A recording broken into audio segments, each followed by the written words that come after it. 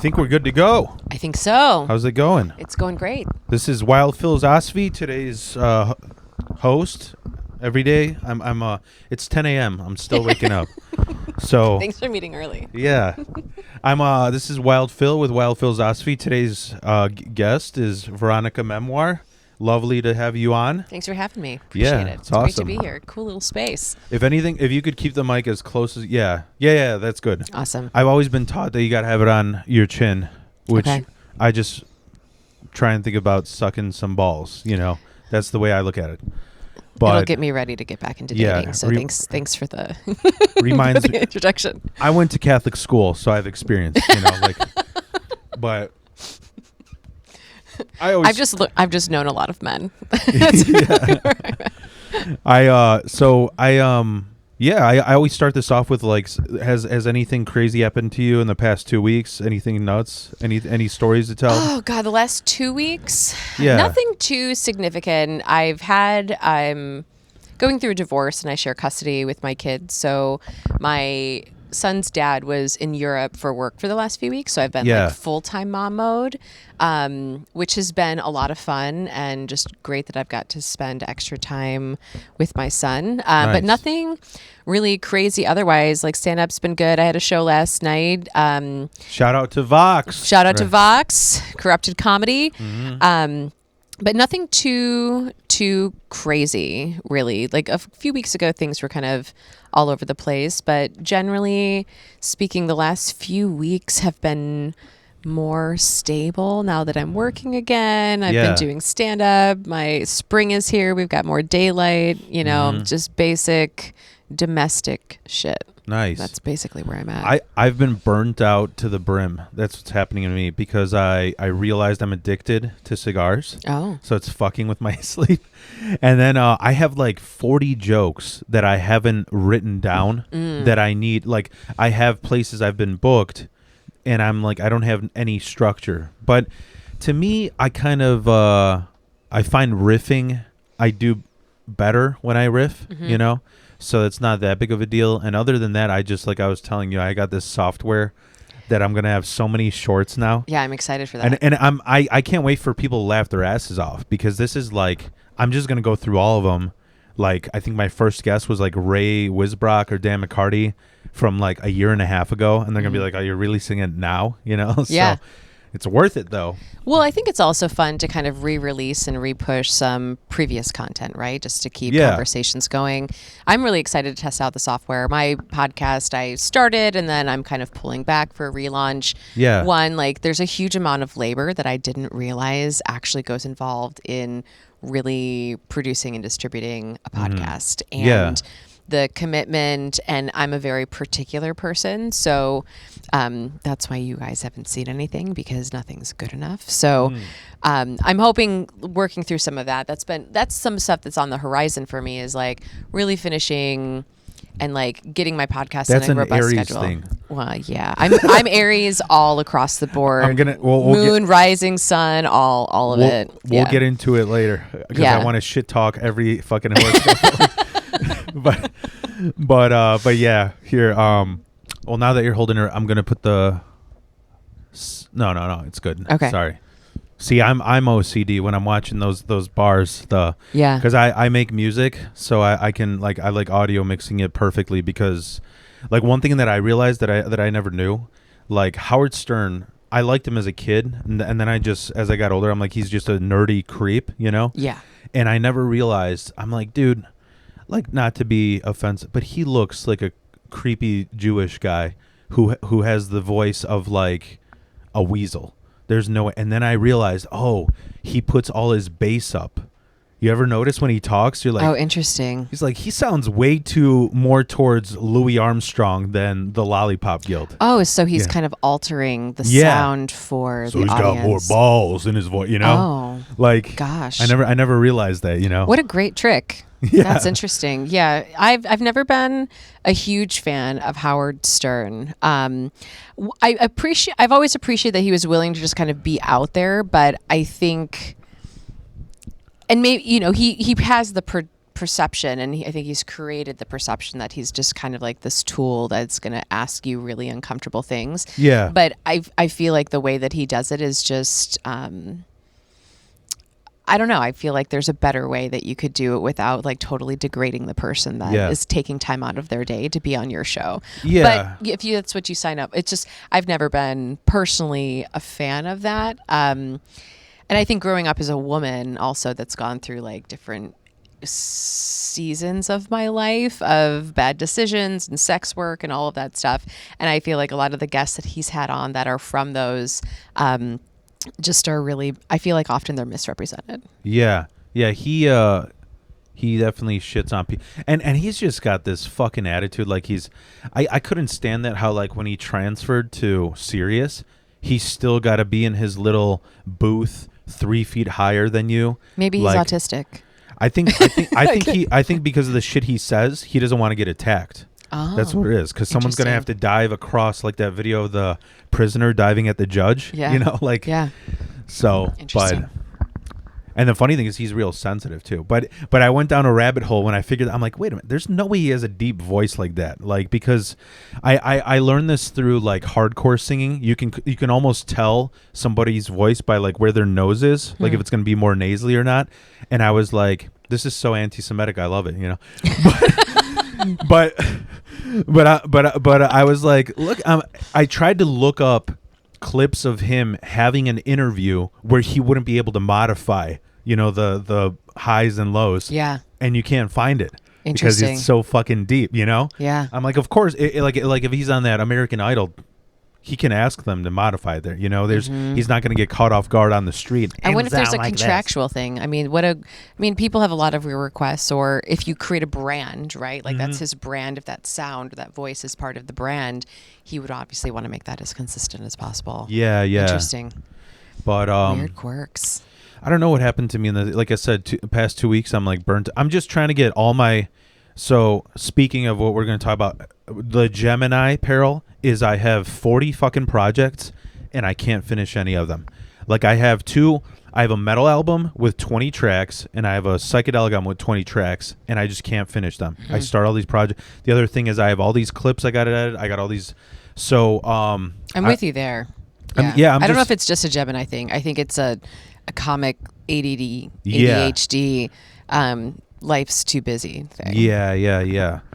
And so I did check out Comedyplex for the first time, which was I loved it. I did really well there. I didn't do a joke that I wanted to do because the guy, like the announcer. So you know how at certain places you'll have the host be the announcer, like, hey, welcome, you know. And I heard the announcer and the host was Kyle Allen. I'm like, there's no way that's Kyle Allen. The voice reminded me of, there's a Louis C.K. clip where he tells how his kids used to love him doing impressions of black people, but he can't do it anymore. He's like, hey, I'm the friendly man, you know? Yeah. And that's what it's, I wanted to do a bit on it, but he's like, this is new. The owner might be pissed off because he was like, yo, welcome to Comedyplex. Who's ready to get some laughs, little girl? You know? And I was just like, that sounded... it literally reminded me of one time just I used to do dangerous stuff when I'd get high. That was like my thing.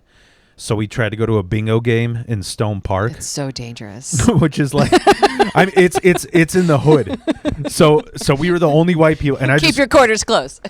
and I just remember the guy going like, "Who's ready for bingo night? Who's ready to win some Buffalo Wild Wings gift cards? Fuck yeah! And Radio Flyer Wagon, courtesy of Facebook Marketplace." Like, I'm like, I was like, in my mind, I was like, it would be all, you know. You ever see that video of that bum who like he had the perfect voice? So I'm so out of touch with anything that's on the internet or show. Like, as someone that's interested in media and like wanting to be relevant, I am so unrelevant. I don't know who anyone is. I don't watch anything. I don't watch TV. I don't watch movies. I occasionally listen to podcasts, but like, I am 100% fake when it comes to knowing what the hell is going on in anything. Like, I don't know.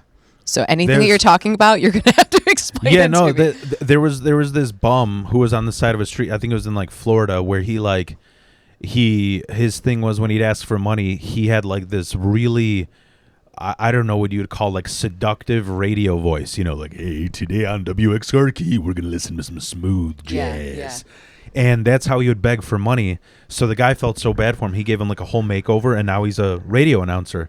And I was thinking like it'd be funny if that Comedy Plex announcer, like with the voice he has, if he did stereotypically white ads, just like, who's ready to do some taxes and bitch about climate change? Yeah. That's funny. I just keep going back to the fact that the only way that I would probably go and publicly play bingo is if the winnings was everything, like just an accumulation of weird shit from Facebook Marketplace. Yeah. I feel like that is a great win.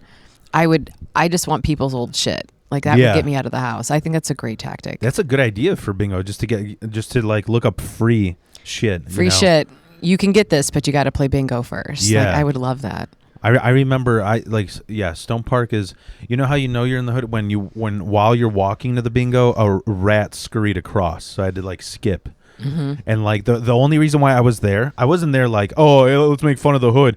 I was literally there because I went to go, like, during lockdown, donate my blood at a plasma clinic. Mm-hmm. And I went to, like, the whitest fucking plasma clinic in like, a rich suburb. And they immediately caught that, like, I have sleep epilepsy. So I can't, like, they won't take my blood. Interesting. And I'm like, I wonder what they'll do in the hood, And they're like, sure, go ahead. You don't have AIDS, you're good. Yeah, you're good. And they almost took me in. But the problem was the software that they use already marked me as untakeable.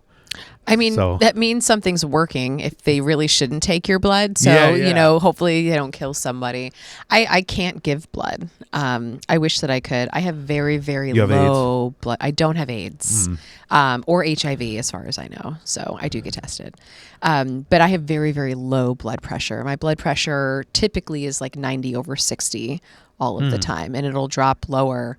That's weird for donating blood, though. I need low because I'll pass out. Like my blood pressure is just too low. Like they can't take it. I see. Yeah. I thought you meant like somebody else's body would reject it. No, like I just can't donate it because the way I'm built physiologically. I'm such a fucking dude that I'm in my mind. I'm comparing it to like, oh, I can't donate my oil, but your heart's the engine that's pumping it. Yeah. Like yeah. But yeah, I can't do that. Every time I've tried, it's just been a very bad experience, and like I can't seem to get my blood pressure up above 110 ever. Oh wow. Yeah, just when I was pregnant and I had a really rough pregnancy, and there was a lot of concern about preeclampsia because I had all of the signs, except my blood pressure wasn't going over like what the normal threshold was, but it was still like 50, 60, 70 points above what my normal range is. Yeah. That was the only time I've ever had high blood pressure, ever. Yeah. But I think the whole experience of donating blood is weird. Like, I think a melting pot, like, I just want to go into plasma centers and just watch everything. And the people. They hire anybody. That was one of the things. They do. Yeah. I was like, that's one of the things I was like, looking for to get out of welding because I'm just so sick of fucking, I bitch about this so many times, but it's just like you get into welding thinking like, oh, if I'm just good at this task, that's fun. No, part of welding is you have to fit in with these dorks, these fat bearded dorks like me who are into motorcycles, who are into Trump, hanging out with them. If you don't do mandatory overtime, you're a homo, the type. I'm like, no, I'm not. That only exists in America. Like I've worked with welders from Japan or from Poland or from Italy, and they're just like, this is so weird, this hazing thing. It's like you're in jail, Mm-hmm. So, but there's a weird pride that comes with hard work, and I think a lot of that is, I do wonder if a lot of it was instilled just like the industrialization of the country and building these huge movements that require hard labor to build the infrastructure. But it's also, if you didn't work hard, what else could you be proud of? That's you hit it right on the bullseye. I was just bitching about this to my friend who we just had him on the podcast, Brian Miklas. He's also like, he's kind of like me where he was born here, but he was raised in such a Polish family that he identifies as Polish type thing, you know. But we're more proud to be American. But we see the flaws from seeing both sides of the world. And what I was telling him is, I'm like, it's weird to me. I think it's an immigrant thing where it's like, I was never proud of my job. I'm like, I just do this. You just did it to get money. Yeah. To fuel my passions, you know. This is the only fucking place where like we have this guy. I work at a carpet shop now, and this guy used to work at my shop, but now he joined the union and he's laid off nonstop. He just comes in to bitch about his job. I don't got shit to do. I don't know what to do today. All I want to do is work. I'm like, you could use some exercise because you're as fucking wide as you are tall. You know, like, what do you mean you don't have anything to do? Like, what do you? I think.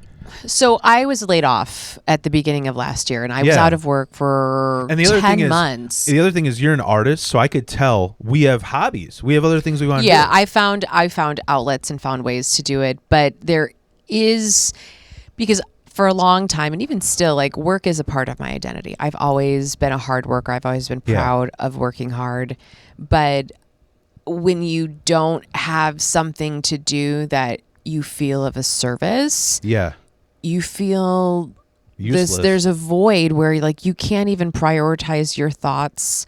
And I think a lot of it tends to be like people pleasers that tend to be stuck in this, where there are things that you could do for yourself. There are things to do. There's a checklist. But if one isn't serving others, and maybe it's because there's the need for external validation and acknowledgement that you're doing something. If you do something for yourself, you're not giving yourself a pat on the back. Subconsciously, people might need that. And I find a lot of people who are without work or struggling and are losing a sense of direction, it's because they only find their sense of purpose tends to be when they're externally validated. And working in another place and having an output that other people can acknowledge gives them purpose. So if they don't have something to do, you know, what are they going to do? Or they don't have the resources to do something that is of service that people can acknowledge and give them credit for. And I don't think it's conscious, but I have found, even when I wasn't working, like, just the lack of direction was really, really hard. Even though I was doing stuff and I had all these things to do, I felt like just treading water. And that's a hard place to be. But I had to wake up, similar to like what you said, you know, you could do this and that. Like, people had to tell me, like, get your shit together and do something productive. Otherwise, you're wasting your energy and the people around you, because no one wants to hear you bitch. The other thing that we got into was, like, we found it interesting that places like Poland, places like Israel, you have to serve in the army for 2 years. So it was kind of funny to me, like, when people are real proud to be veteran. I'm not shitting on veterans, but I just think it's funny when people are really proud here. In other countries, it's just like, no, this is just what you do. I do think because we don't force it here, I think some of the pride is deserved. Because they are making that decision to kind of serve their country first and put themselves at risk, right? So I can understand that sense of pride there. I think it would be different if everybody did have to go serve to some degree of 2 years in the military. I think our generations and our younger generations would be different right now if they knew that they had to go and it was just part of the process. I think we would have a very different social group. I think, I don't know. I would love, not that I'm saying, oh yeah, bring back the draft, bring back all of the stuff, but I think what a social experiment it would be if suddenly we had to serve because it was in our country's best interest, which in some cases it might be. What would happen if 18 to 25-year-olds had to serve right now? Where would America go? We'd be fucked. Where would America go? I think so. We'd have to have them control, like, drones because of their Xbox skills. Gosh, you know, what an apathetic way to murder people. You know what? Right before you came, I literally, like, okay, there's certain things in my life. Like, I've never been addicted. Like I could feel that I'm addicted to nicotine, but it doesn't scare me coming off. I'm like, oh, I just don't do it. You know, I just go in the steam room for like 3 days and it just. Is that control or denial? I think it's. I mean, it's sort of like I'm not afraid that like the way the stories I hear about like cocaine and heroin, where you're like willing to Sure. fucking get raped in the ass for coke, Sure. you know? Sure. Like me, I'm just like, just, give it a few days, whatever. But I am literally this scared about how addicted I am to this game because you know what an Oculus is? No. It's a virtual reality thing, the Meta thing. You know what I'm talking about? The thing that people wear on their head with the eye. Terrifies me. It totally terrifies me. So I have a stepkid and his grandma bought him one and he just didn't touch it. So I was messing around with it during lockdown, and there's a boxing game on there. It's a Apollo Creed game. And I got my blood pressure higher than when I'm on the treadmill because it's so much fun. And so I didn't touch it for like 2 years because, it hasn't been locked down, whatever. So a few days ago, like, because I'm feeling burnt out, I'm like, I wonder what new games are on there. There's this game, Population Zero. I'll even show it to you if you want. It'll be really good. But it's like you parachute from the sky, and it's just Call of Duty, but with like virtual reality. And I'm in there. And I'm like the only adult. It's all little kids like, Wild Phil, quit being such a bitch. Like, and I'm just like, how many school shooters are in this thing So right many. now? So many. Yeah, I've never been a gamer. I don't sit still very long. Like I've lived in my house for 2 years. I've turned my TV on for myself less than 5 times. I don't I don't watch. I don't sit and watch. I have a very hard time relaxing. I don't know how to relax unless if like I get stoned and whatever. But even then, I want to paint or organize my books by color or something. Like I just don't. I don't chill. I've never been able to chill out. And like, there's the only gaming experience I had was during lockdown, and I was pregnant or just had my kid, and my ex and I. Like the only game I wanted to play was Battleship. Like I played like Battles. Like was the only thing, and I killed. But other than like, I don't do it. And a lot of my friends are gamers. Like growing up with creative people and artists. But it's just never been a thing for me. I don't know. Yeah. It's just not interesting to me. And I don't care. It's like I don't bash it necessarily, but I just have a very hard time connecting with it. Now I would probably have more interest in games that are very like strategy based versus just like point shooter. The shooting games I like occasionally just because I like to actually shoot guns and target all of that, but I would just rather go to a range and shoot a gun than shoot pretend guns. I would just rather go to a school and What kind of school? You don't let me think. Maybe Catholic school, Oh God. But just stomp that fire out. Nobody's going. No, but no, what was I gonna say? It's funny because I know a lot of, like, we were talking about like psychology before and like EMDR. I know that I gained a lot of OCD tendencies from the trauma that I had, and it's funny because there's games that people literally like. I would play them and I'm like, I don't know why I like this so much, and then I'd see like a Reddit. It's like comfort of having control. Where it's like there's just a pressure washer simulator. You're just washing shit with a pressure wash, and I'm like, and then they go, everybody who plays this has OCD, or like House Flipper, where you're. I love that. So I don't have OCD. I'm very particular in a lot of things. There are areas where I can be a perfectionist, which is really disabling, but I love all of those things. But it's also being an artist, though, like the nuances and the repetitiveness of the same process that relaxes me, but it's still very actionable. But like power washing all day, like get me. That's what I want to do. I can't wait to power wash my patio in a couple of weeks and get it ready. I do like that kind of stuff, but I don't know if I would want to do a game of just washing it. Yeah. You know, like solitaire does that for me. That's the one game I have been playing is solitaire. To the point where I'm dreaming of playing solitaire and like moving cards around and building up the suites. Yeah. Yeah. I wanted to ask, so like, what made you want to get into comedy?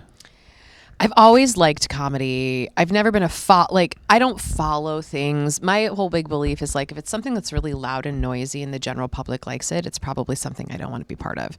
That's a whole other, it's a deeper conspiracy theory. You can just say you don't like going to theaters where there's black people talking. No, that's not it. I love black people. I prefer black people when it comes to stand-up, honestly. But I think for me, I've always done public speaking. I've always liked to be funny, and I love bringing people together. I've always hosted parties, and like I would have an annual pie party and like these events, and I love bringing people together and just like creating an experience for people. And I think comedy was, so I got the first open mic I did was 2 days after I got laid off, and I just like trauma dumped my life. How long ago was that? February of 2023 was my first. February 8th, 2023 was my first open mic. Mm-hmm. So a little over a year. You know, one thing that I like about you, I just wanted to say, sure, that I never even realized until just like my mind wandering right now.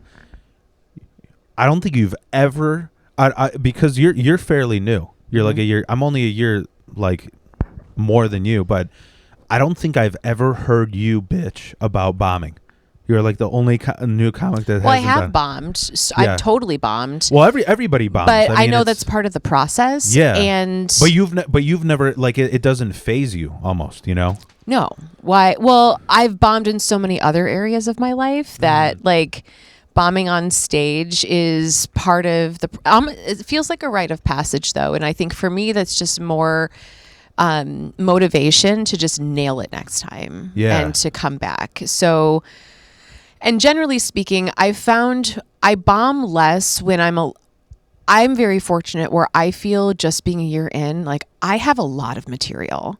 Like I just did a 45-minute set headlining 2 weeks ago. And I think a lot of comics, and part of it I think is I'm older entering the scene, right? Like I have a lot of it. How old are you? You know, I turned 38 in 2 weeks. Oh, I'm going to be 37 in May. Yeah, so I'm 38 in April. It doesn't feel like it though. I feel like I'm 20. I've felt 40 for the last 15 years, and I'm cool with it. From the pains, arthritis. That, and I think like I had to grow up really fast, and like I had to mature and just kind of become aware early on. But so I think going back to like how I got into it is like I had wanted to do stand up, and I got laid off, and I saw the Comedy Vaults had an open mic, and I was like, fuck it, I'll sign up. And I signed up, and I just kind of drove 2.5 hours for this mic and just kind of unloaded, and it worked really, really well. And I realized it was a way for me to kind of unload and get my voice out. Prior to that, I had been working with a coach for a while. I was in a really, really bad relationship. My life, I was in a really dark place a couple years prior to getting into comedy. And the coach that I had worked with, the one thing that we had worked on is that I had completely lost my voice to stand up for myself and to objectively call things out. A bad relationship. Yeah. Right? Yeah. And but it impacted my career. Like I was very good professionally, but yeah, I just didn't know how to use my voice. And part of the practice with my coach was I had to record myself singing a cappella and listen to it.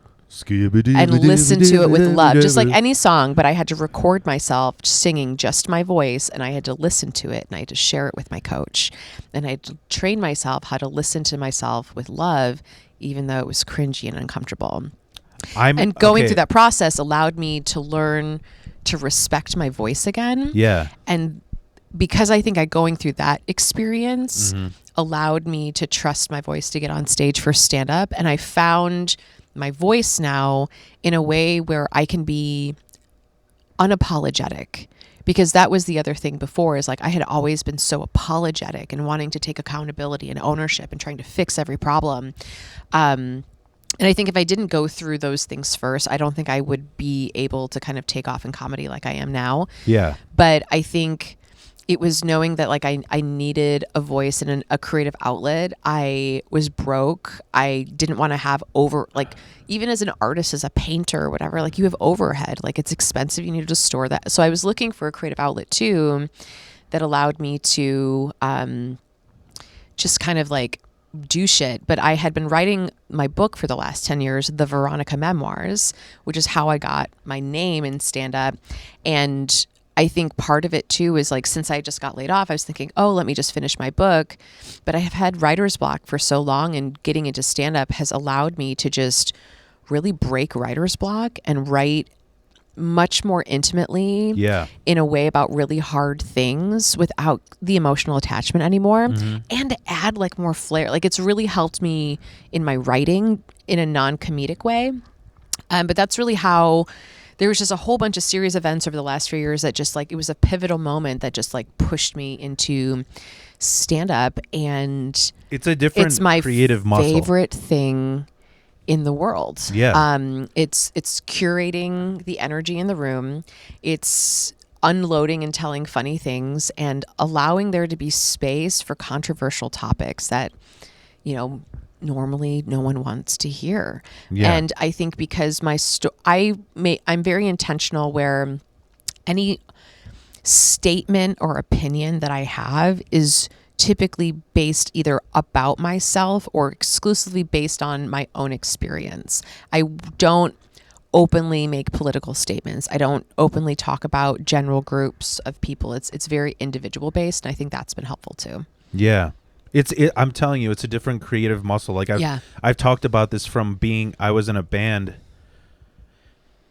I played music since I was 16. I had a joke metal band in high school where it was kind of like Weird Al mixed with Slayer. I love that. And then we had then I had like this, what I described to people as like an American version of Oasis. We talked about this on the last one, yeah. And what I noticed is like, you know, I was writing these songs that are like you're spilling your heart out, you know, about relationships or trauma, you know, and no one's ever going to hear that shit because this isn't the 90s, you know, there's internet, there's millions of you out there. And the other thing too, as a musician, like even recording other artists, you know how much it sucks when you write a song and then 2 years later you're like, I wish you could fucking hear that tambourine dropping out of my hand in this 1 minute, and nobody notices that shit. Right. But with comedy, it's like you got a new thing every night. And you can also, I think the hard thing with a lot of music is there's more effort involved of trying to like redistribute or have a new version out, where comedy you can sharpen and like finesse your delivery and your jokes the next week. Yeah. Like you don't have to worry if it's not the exact same experience that people are expecting because it's more conversational.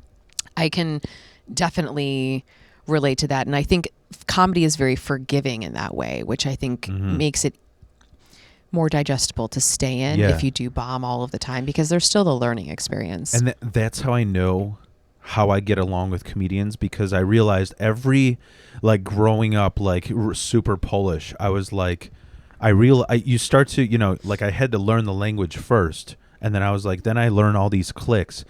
Every fucking clique I was in, I didn't fit in. I was like, I was a metalhead, but I was too goofy because they want to be depressed and look like cavemen, you know, like, no, this song's... And then it was like, I got into football, but I'm too fucking weird for that crowd, you know?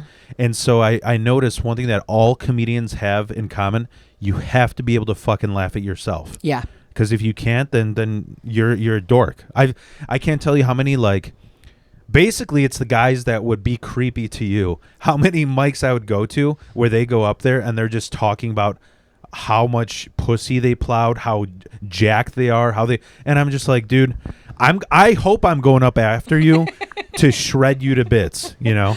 It's an interesting thing. And again, like for me, I'm competitive in the sense that I like to be successful, and it's important for me to do my best and to work hard and to reach goals. But the one thing that I have learned is that other people's success has nothing to do with me. That's them. Yeah. So, and that's, I think, why I really try to intentionally not bitch or like go on and on and on. I don't like to dwell on things. Like I've had experiences where I bitch. I call people out online. I call people out on stage. I've had some really shitty experiences. Part of it is like especially as a woman, like you need to raise the awareness of stuff, like because shit happens to everybody. And if you don't talk about it, you don't know, but like, let's throw it out there so the statistics are real.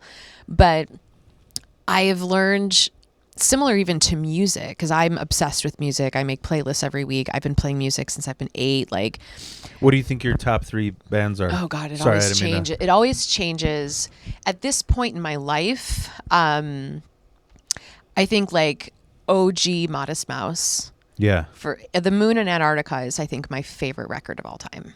I think, and that was like 98 or 99. Metric is another one. I love Metric. Not every album's been the best, but Emily Hayes is for sure one of my girl crushes. And I think the writing and what I love about Metric is how well you can play just acoustic or just simple piano and you still get the same impact of the song. I love that. And then I think a band that I've come across over the last few years that I just find really sensational is Yellow Ostrich. I saw that playing in your car on the way. Yeah, not a well-known band. I think they're out of Minneapolis now, but there's something really compelling about like their most, like the 2 records that they have out, and it's a good record. And I think that's the piece that I look for when it comes to musicians. Like, yeah, there can be some really great songs, but if you put an album or a record out where it just tells a story and just seamlessly goes through the whole experience, like that's what I look for. But like, I listen to 1,000 different bands a year. Like it's funny. It really varies. It's funny that you say the record thing because I've literally pissed off so many musicians are sensitive pussies anyways. All artists, right? Yeah. But I pissed off so many people being like, I think like there's that joke about you hit 30 and you stop listening to music. That's never happened to me. No, more music if anything. If anything, I want to make sure that the old music doesn't get lost. Yeah. And it's like, and the thing that pissed him off is, I was like, we from like the beginning of music, from like the 60s to like, I would say the 90s, there was this impression of you get on this contract, so you just release albums with like 3 hits and filler, you know? And suddenly it became competitive, you know? And so my theory was like, it's commercialism too, though. Every next generation is better than the last.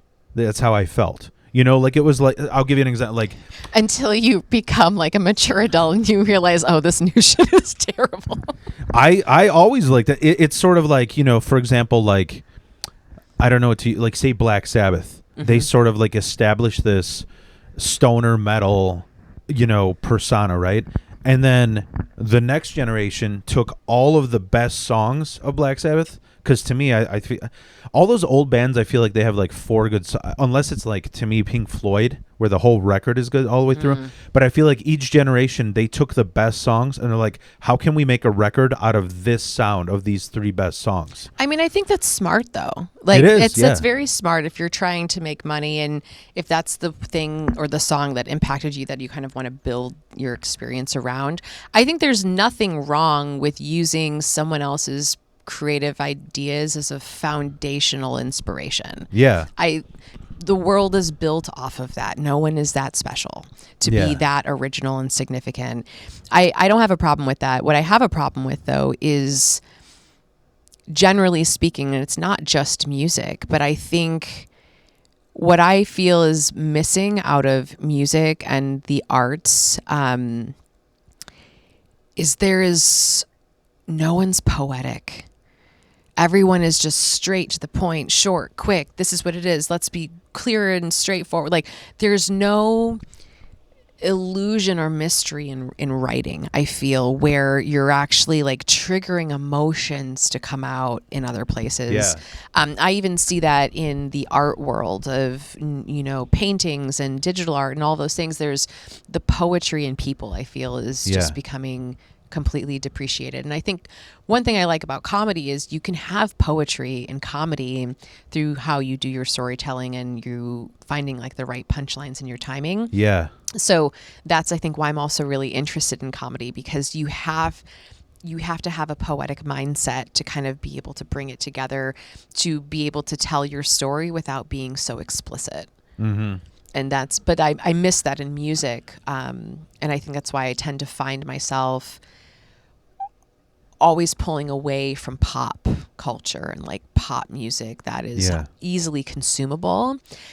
Because kind of going back to your point before of even a mindset with music, like I have found, like I love Tool and Radiohead and like, deep, dark, sad music. But I've also learned, and I'm a big believer in like what you put out in the world comes back. And even the words that you use, the music that you listen to, the shows that you expose yourself to, create your perspective of how you're viewing your life. So I think it's why I don't watch a lot of TV. I don't watch and consume a lot of media, because I want to be able to be more cognizant of how I'm choosing to perceive the world and put out there. And I think that's why I don't like to talk a lot of shit. I don't like to just dwell on the bad, because I've done that and it didn't serve me anything. It'll fucking, and it almost did. It drives me nuts that like, I feel like that Zoomer generation, it's like cool to be suicidal, Well, but I think it's also like it's a lack of life experience too. And I think when I was 22 years old, like the world was on fire and it was terrible, but I was also very self-absorbed because I didn't want to take accountability for the bad decisions I was making. I was just getting pissed off at the consequence, not realizing, hey, I'm the fucking problem. Yeah. So once I had to come to that realization, I think that's where like my perspective changed and I was able to just achieve so much more. And I lost a lot of people and friendships too, because it was just draining. Like it's just too much. I have so much capacity. And so I choose to put it in a certain direction. Yeah. I was always, I guess what I would tell people, like too open-minded for my own good. Mm-hmm. So it was like, for example, when I was in a really deep depression, when I was like in college, because I got sent to, basically my mom told me, she changed all locks. She's like, you're going to school or you can fucking live under a bridge. And so I went to this college that I didn't want to go to. I was deep into all the Radiohead records. And I kept thinking to myself, I'm like, what hurts more than cutting yourself? Running 6 miles on a treadmill, nonstop. Like I always looked at it like, and the other thing was like, I'm trying to think like when people get like right now, how you said like people are afraid, like they're suicidal. I was like, if you're gonna do something like end your life, you got nothing to lose. Why not go to that asshole boss, shit in a bag and whip it in his face?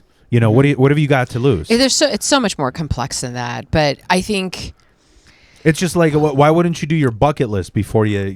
I feel a lot of people when they're in that, they feel like they've already lost though. Like I feel like you still need to have motivation to want to do that. To push that out. Like you still need that fire. And I think if you're really in that bad place, it's not there.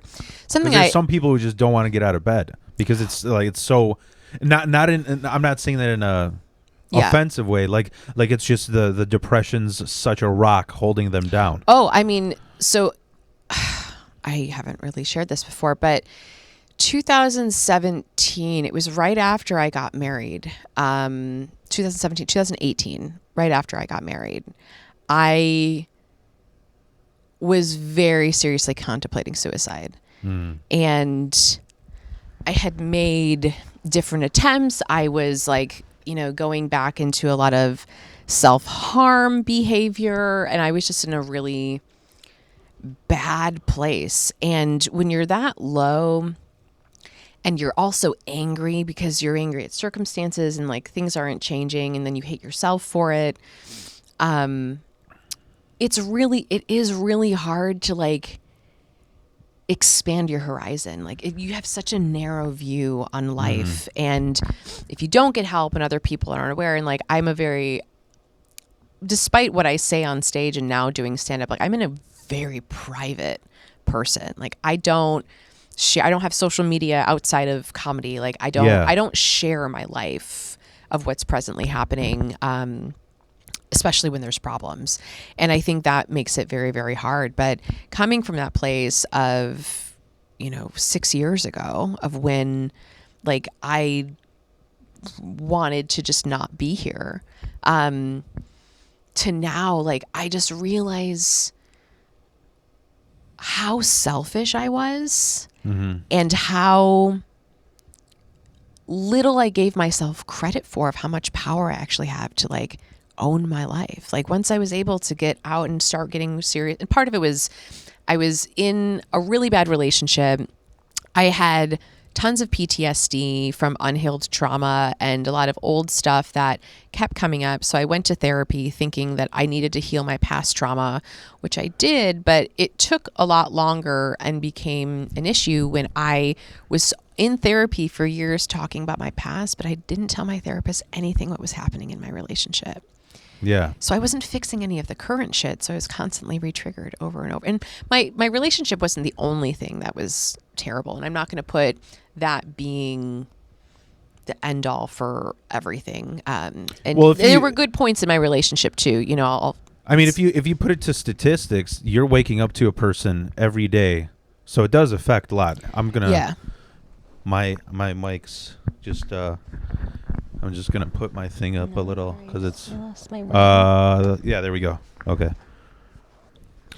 But yeah, no, I mean, it's sort of like when I don't think it's anything to be ashamed of. I know that people don't like to, Well, it affects everything in your life. Like my performance at my work was failing. I was feeling irrational. I wasn't stable. And I think, for a long time, like I just kept getting on all of these different medications trying to help my mental health.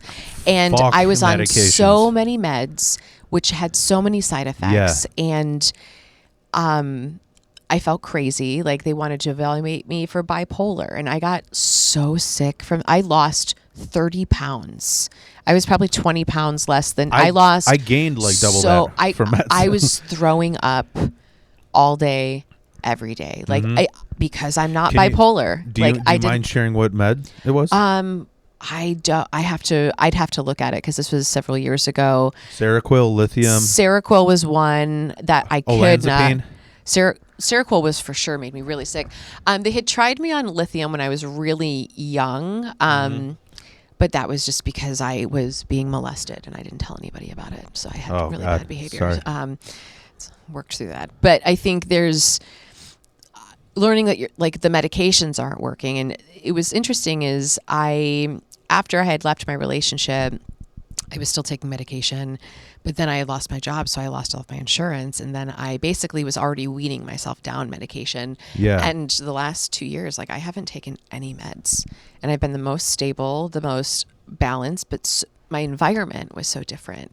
Yeah. So I do think, and you can't change the past, but at the time I kept thinking I was the problem and then I kept getting on medications, but that was fucking me up. And that for sure made my relationship worse because I wasn't in a good place. I couldn't trust my own instincts or opinion, and you're on drugs, and then it's so messy. So you're not yourself. There's not one point that can is responsible for a demise of any relationship. But there are just so many factors. But it's been amazing to know that I don't need medication to be balanced. Now, should I be on medication for my focus and my attention and being able to be productive? But even still, it all goes back to interest. I don't like doing things that aren't fun. And honestly, it's all, and that's a me problem. And honestly, in a world of comedy, I think ADHD is a strength. That's the way I look at it. If you want to riff and be able to pivot really quickly on stage, absolutely. That's what it is to me. That's it's funny. I think I mentioned this a little bit, but part of the reason why I became so obsessed, we're calling back to what you're saying with Oasis, is because I Well, it was a really eerie thing that happened to me. And what happened is like my mom was a horrible fucking person growing up. Horrible to me. She was horrible. And I mean, I'm talking about like saying that I'm faking epilepsy and telling the doctors that I'm faking it. And they're like, no, look at these brain, taking my meds away, saying that, she was just a horrible, horrible person. And she was going through something, obviously. Mm-hmm. Well, I think one of the biggest things was that her abuser was my grandpa, and I looked more like him than my brother. So subconsciously, she was probably acting that out too. Yeah. And so any moment that like that might have seemed like I'm taking control triggered her, And so like that's hard. For me, I literally like, and what I was going through was she got ALS. So I was slowly, like, let me tell you how fucked up this was. This is almost like black magic shit, because she was so fucking bad. Like, I remember one of the last things she said to me, this was like... Is your mom still alive? No, she died 2 years ago. Okay. And whenever my wife and I got married, we're both Gemini, so we don't fucking remember shit. It's like we don't know when we got married, and neither of us gets mad that we don't. That's a great relationship. Yeah, and we're the yin and yang. Like even our friends said, like, I talk way too much, and it doesn't mean shit. My wife talks very little, but it's like significant. Yeah. So, but like with what happened with my mom was, I remember one of the last things she said right before I got married. I used to take these breaks from my family. One of the last things, she just talked mad shit about me and my wife, about where my life is going, about I'm not a good enough, like this is going to end. I'm going to be on Jerry Springer or some shit. And I was like, you know what? I'm putting a fucking hex on you. You are gonna die a miserable, lonely, painful death. Oh my gosh. And I was like, I'm not talking to you for about 1 or 2 years.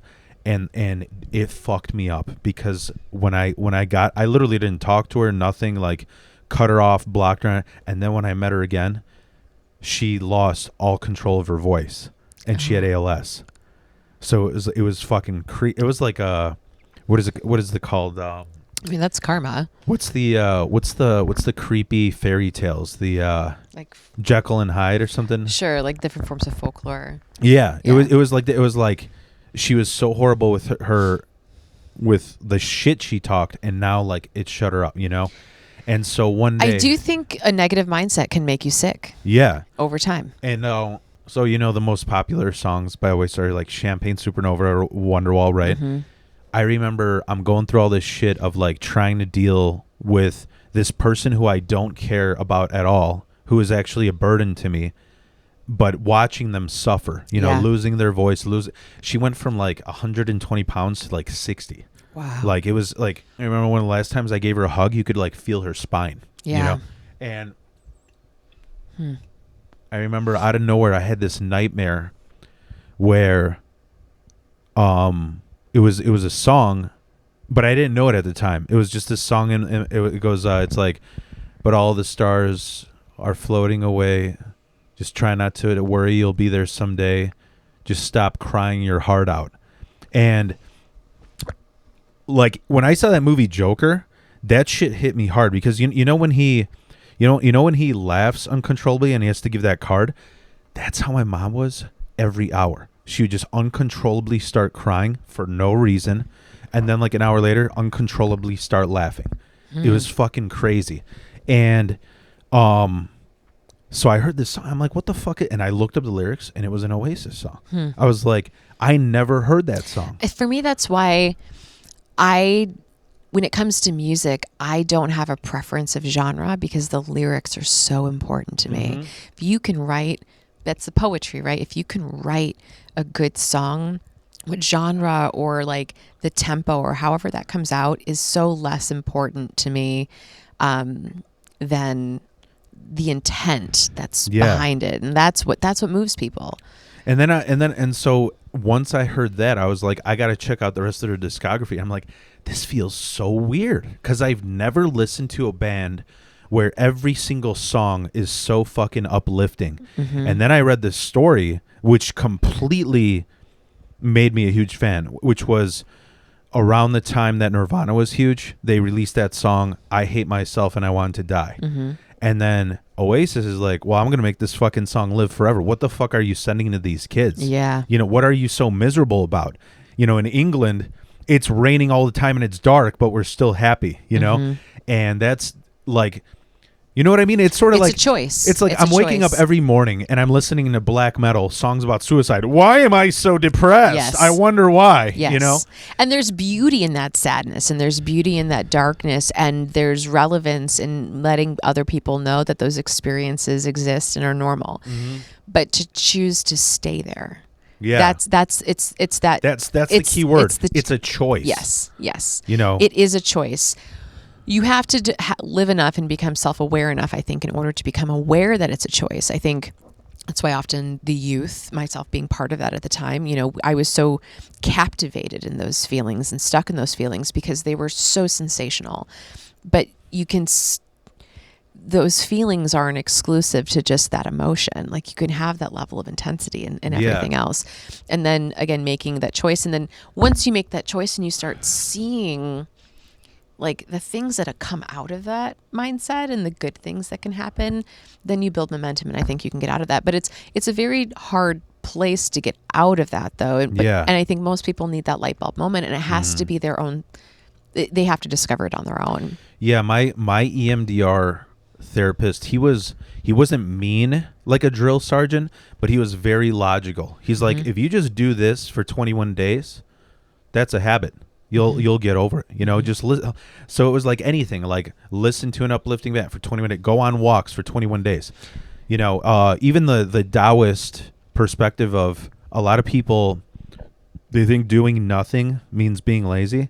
No, it's called wu wei. It's called actively doing nothing. You know, like when was the last time where you leaned against a tree in a park and just listened to the air blow?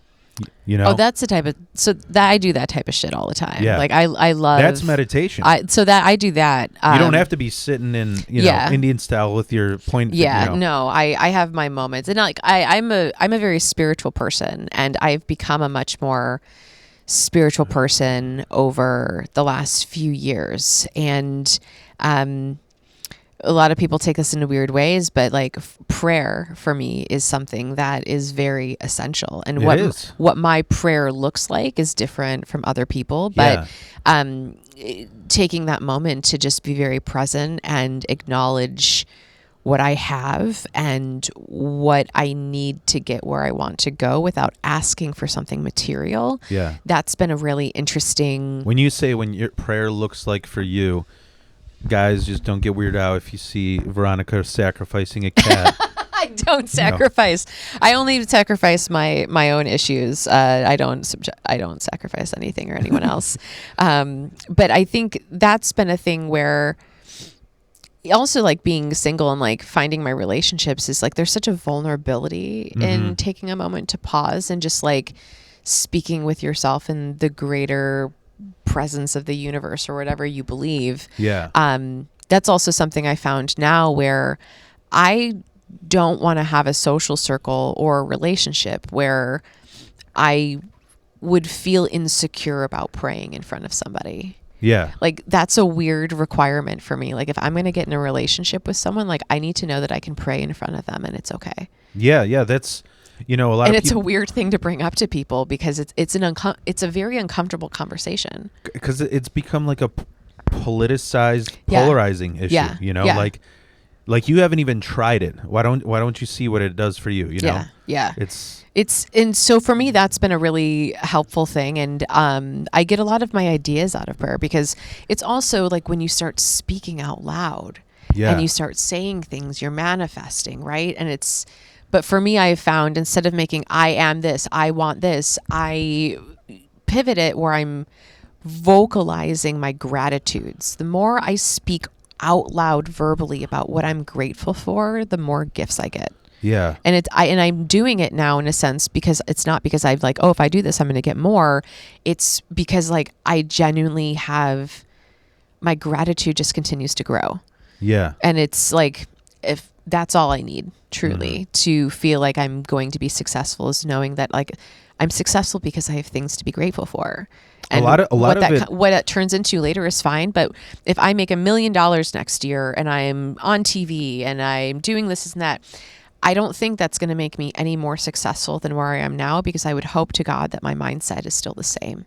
You know, hopefully better. But one thing that's just random thought that I forgot to say in a completely non-creepy way, when you were saying you were doing the acapella, you would be the perfect lounge singer. I feel like I should have done cabaret in a past life. I love it. I'm talking about like when there's like a jazz band. Yes. And like I would love that. Absolutely. I think you would make that, like, you have the look, and if you could do the acapella, like, it would just, and not to mention being on stage, and when you're in a jazz group, you would be the center of attention. Nobody gives a fuck about this guy's. It's funny. So bass skills. I was in a band when I was 18.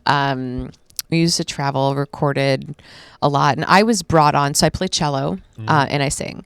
So I was 18. I was brought into this band, and everyone was in like their mid to late 20s, early 30s. Like it's an assembled band. Like the manager's pulling people together to create this thing. And we did a lot of great shows, but I was underage. I've always looked mature. Like I've looked 30 since I've been 15, and I feel like I'm aging well for my age, but I looked much older when I was younger.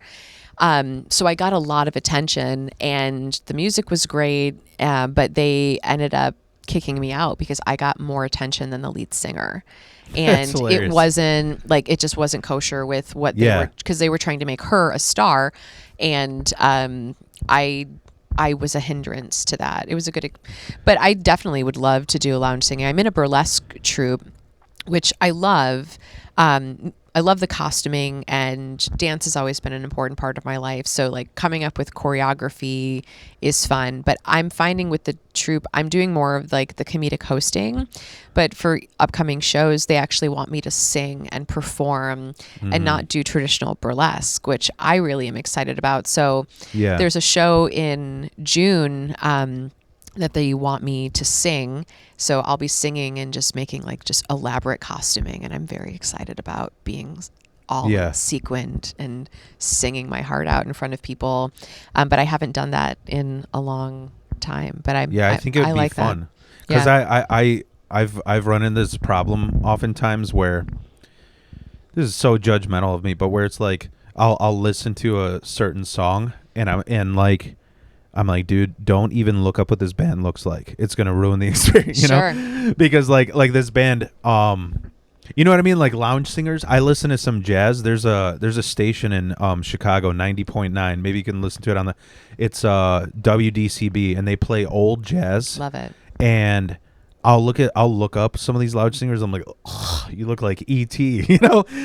But they're so powerful. Like they have such a gift, and that's what I love about music, though. You can be ugly as look at Mick Jagger. Like you can be ugly as fuck, or jelly roll, or right. Like you're not the ideal of what people want to look at, but close your eyes and experience something. That's well, you got some kind of power to be able to portray that power.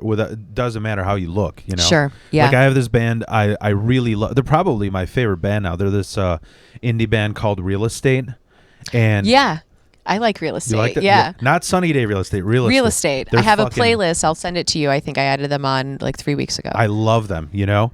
And I listened to them for like 2 years without looking, and then I looked them up, and I'm like, man, this singer looks like Kip from Napoleon Dynamite. Even more, for me, that's even more reason to like them. Yeah. Like I love when people are so surprising to me as to like, that's not what I was expecting. That makes me happier. Like I want to support people that are not viewed as ideal or like fitting this. That makes me more happy, because that also shows more people like you can literally be anybody and have a gift and do something with it. Like who cares what you look like doesn't matter what you're like. No nose job is gonna fix how good you sing. You know what I mean? Like I was just like, I don't know if this is back into the concept of that yin and yang, where like I'm like, I love it when there's that perfect balance. Yeah. Where like the voice matches.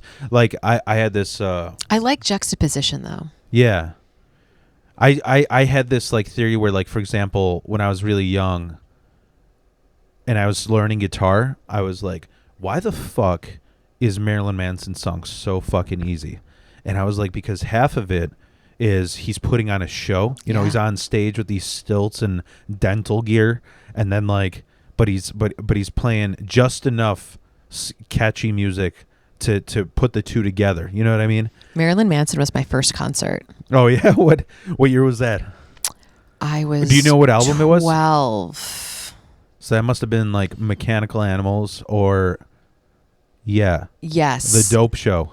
Yes, I was 12. It was weird, and like he like was pretending. I don't know if he acted, but like dead puppies were on the stage, like just dark and devastating, and probably what just kept me cutting myself. I don't know. Like it was just but the level, that experience though was something that like I'll never forget. And I wasn't like a crazy fan at the time, but I had an older cousin, Andy, who exposed me to a lot of music, like 9 Inch Nails and Marilyn Manson and Metallica, and like just all slightly older music that really just influenced me. But either way, going to a Marilyn Manson concert at 12 years old was weird, and definitely like kept me in a dark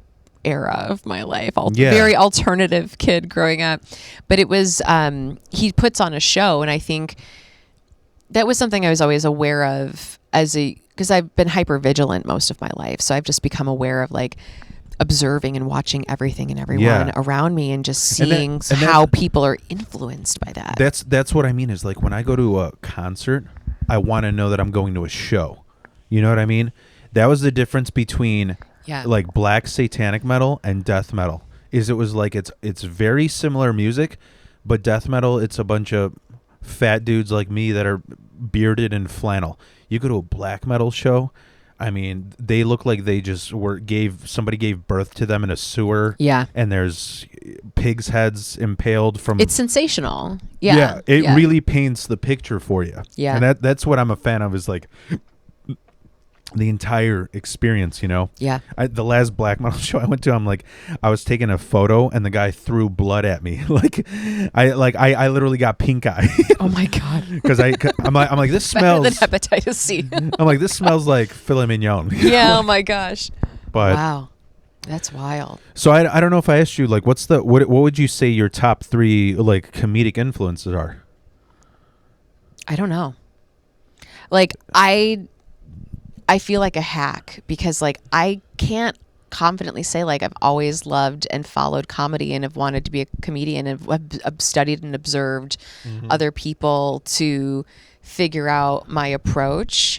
I feel very much myself up there. Like how I am on stage is how I talk with my friends, and just like intimately. I think it is different though with comedy. With the punches, you know? Yes. And so that I'm learning. So I don't know if I have influences. There are comedians that I'm like following more closely now, because I'm interested in studying them on not just how they do their stand-up, but their brand more than anything. Like what are their outputs? What's their content like? What's their digital content like? And compared to their stand-up, what are they doing? What are they not doing? That I'm interested in. But I don't know if I actually have like comedic influences. Like there's people that I really respect, but I've always never wanted to be anybody else. Yeah. You know, so like I don't want to get too involved in observing or studying or watching other comics where I end up changing myself, thinking that I'm going to do something.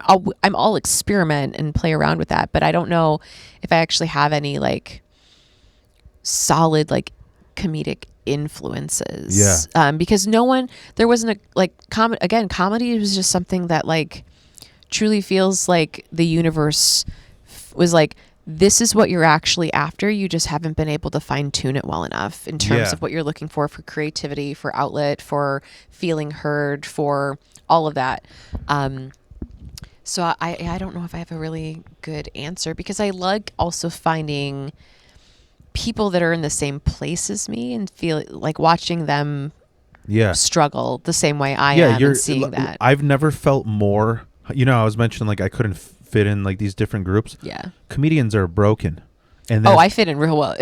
and I don't think there's a more tight-knit group, When I was a musician, there's so many like bitching about this and you didn't this isn't hard enough, this isn't, and it's like comedy, it's just like you're all laughing with each other, at each other. And I love that status can't make you more funny. Yeah. Like with even in the art world, you can be abstract or a fine painter, but if you don't have the background or the connections, and there's some of that in comedy in order to like become something, sure. Mm-hmm. But visually, art is subjective. Mm-hmm.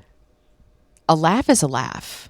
Like if you get a laugh, you're in the right place, and you're not going to get it everywhere, and it's not going to be for everybody. But I feel it's such a more reliable currency on knowing if you're successful or not. Yeah.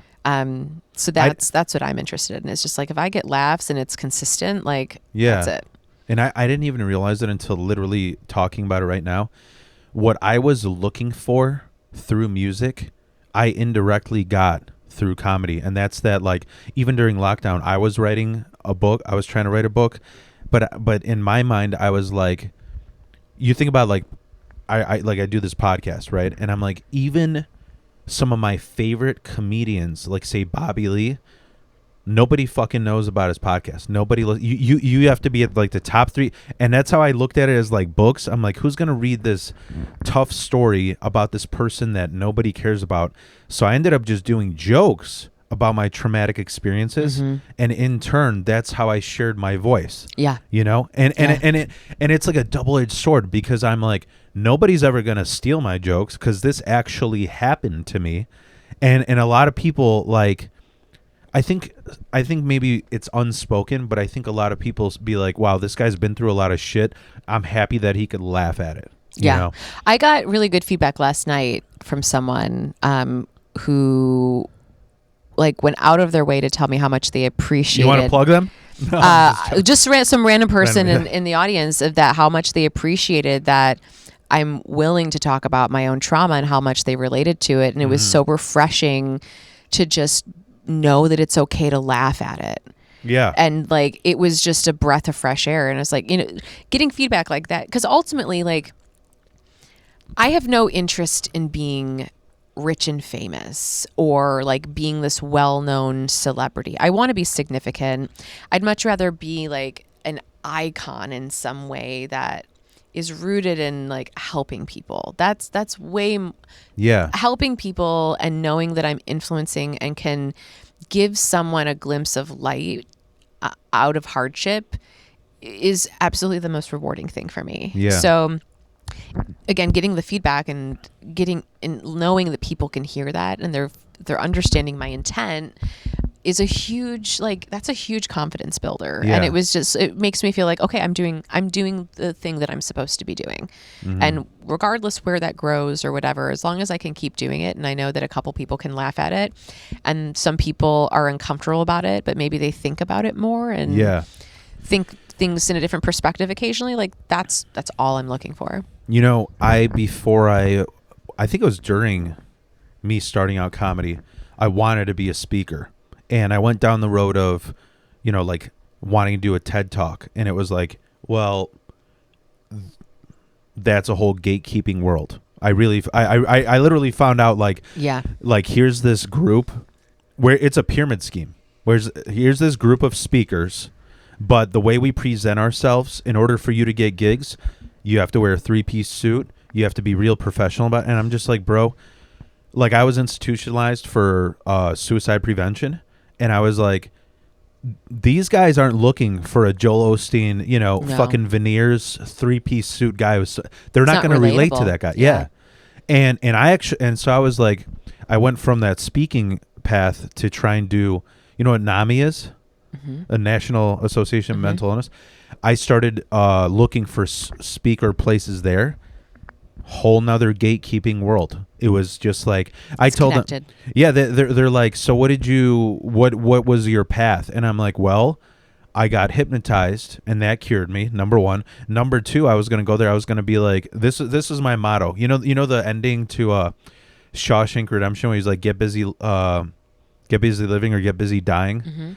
My motto, I was even going to name like my book, like get busy laughing or get busy crying. And my first thing was I would tell everybody, I'd be like, take the most vulnerable, fucked up thing that happened to you, whether you were raped, beaten, make it into a joke. Yep. And every single one, no, that's not how we do it. They literally wanted me to tell them that medication is good. I'm like, no, it's not. Like I'm sitting next to a guy who is like too old to know that benzos are bad, so he's hooked on Xanax for the rest of his life.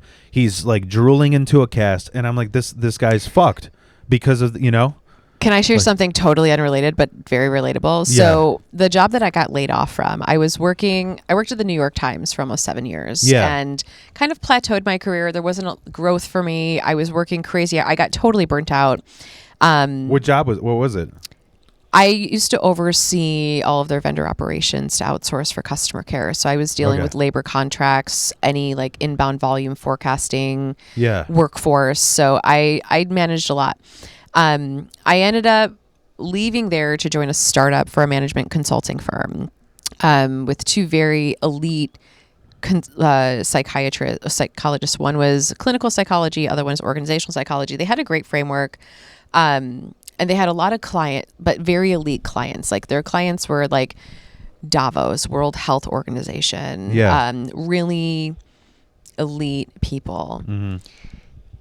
And I wasn't there for very long, and I met with a lot of these people, and I would have conversations internally, and I just realized it is like a network business where like their motto is about how to help people, but it's all money. And a lot of the people, the end goal is, how are you going to help this organization? Yeah. And I was really excited at first, thinking like, oh, I'm going to be in touch and working like with these great world leaders and all of this stuff. But there are so many bad people in high places, like bad people that will facade and paint the image that their intent is good, but the true motive, it is bad. And I think that was part of the reason where, while I was devastated of losing a job, like I very quickly realized once I got in with this partnership, I wasn't their person. Yeah. The money was not worth learning and knowing how insensitive people really are, and how dishonest people really are for what they claim that they're doing. And again, like I hope that group, organization, and they do well. I don't want ill intent for anybody, but I very quickly realized like I was not made for that. Like I am not an elite Ivy League. Like I was a state school applied to one school because I didn't have that privileged life that most of that consulting world comes from.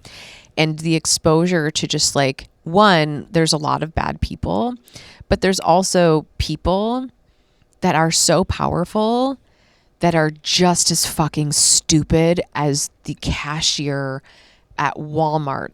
Yeah. Right? Like maybe they can do things and they have certain skill sets, but when it comes to their cognitive competency of like being a human being, delusional. And like, so again, it was a hard year of not working, but like I knew that wasn't the space for me. Like I don't kiss enough ass for that. And I'm not impressed by power or status at all. Like I could care less about.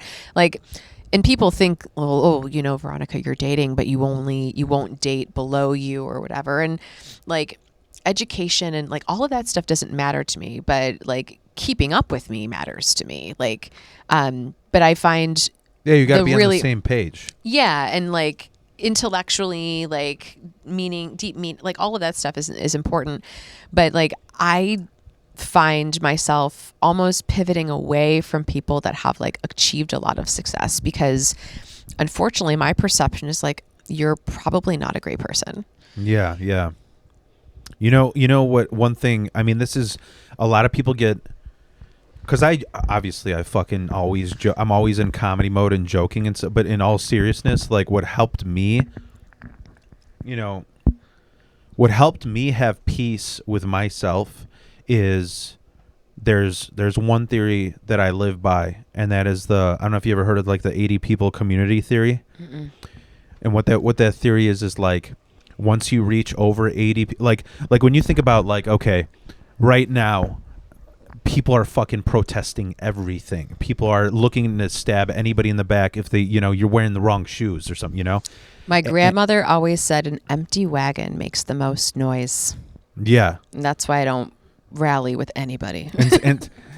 And so what I used to think about is I was like, man, if you think about like how much what's like, I don't know if you call it rebellion or just like complaining, but when I used to think about like tribal, whatever race, whether you're Native American or pilgrims or whether you're some, monks in Tibet, it always fascinated me. Like everybody worked together for the same goal, and nobody even thought about, fuck you, I'm not going to do this because I don't like you. That's not part of my job. Yeah. And so what I realize is when people talk about like even what's going on now, I stand with this or wars and shit.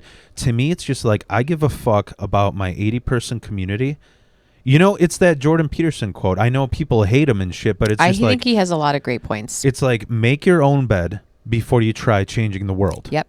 Because indirectly, that's what changes the world because you set that example. And I think that goes back to kind of what I was mentioning before is like when you make the choice and you become aware of what you have Mm-hmm. and you take care of what you have, more things come, better things happen. If you're depleting your focus outwardly on things that you can't control that are causing you emotional distress, you're never going to be able to rebuild and change. And it's sort of like what you were talking about, how there's like all the like bad people. You know what I told myself in my mind? I think my therapist told me, he goes, Phil, because there's parallel universes and because this world is so fucked, take the most fucked up idea right now, whatever it is. There's a dad who's piercing a knife through his 12-year-old daughter and twisting it slowly.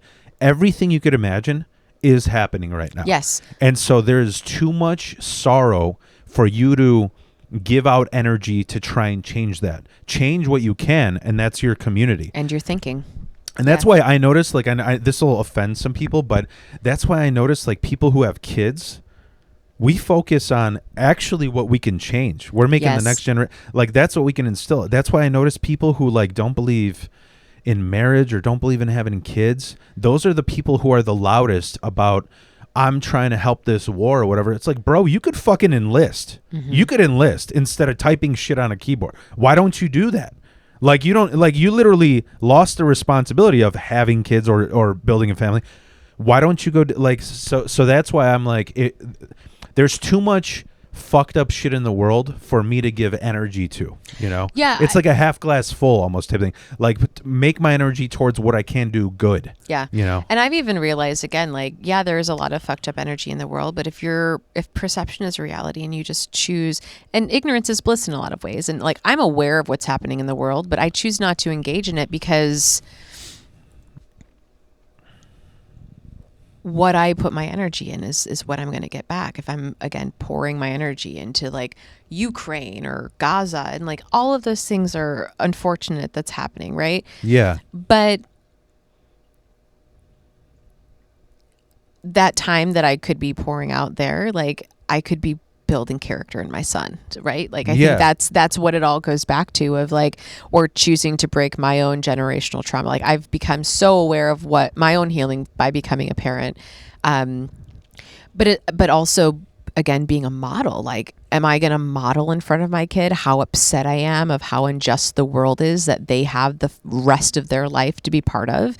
Am I going to give them him the perception like the world's fucked around you, good luck? No, I'm going to show like these are the things you can do. These are the things that you're able to grow. These are things you can learn from. And there are unfortunate circumstances, but if you don't have that uncomfortable moment, we're not going to get better. Yeah. And that's where I focus on, because you know, things are so short term. Yeah. Emotions are so short term. This whole, sure, wars go on for a long time, and again, circumstances are unfortunate.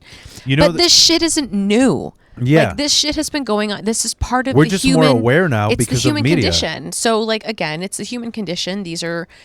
It's a game, right? These are part of the rules. These are some of the obstacles that you need to learn to overcome in order to meet success of the game. Yeah. Play the game. Circumstances are shitty. Are you just going to bitch that this is what circumstances, or are you going to try to fill out a strategy to get around it? Yeah. Make that choice. So this is why I don't have a lot of friends.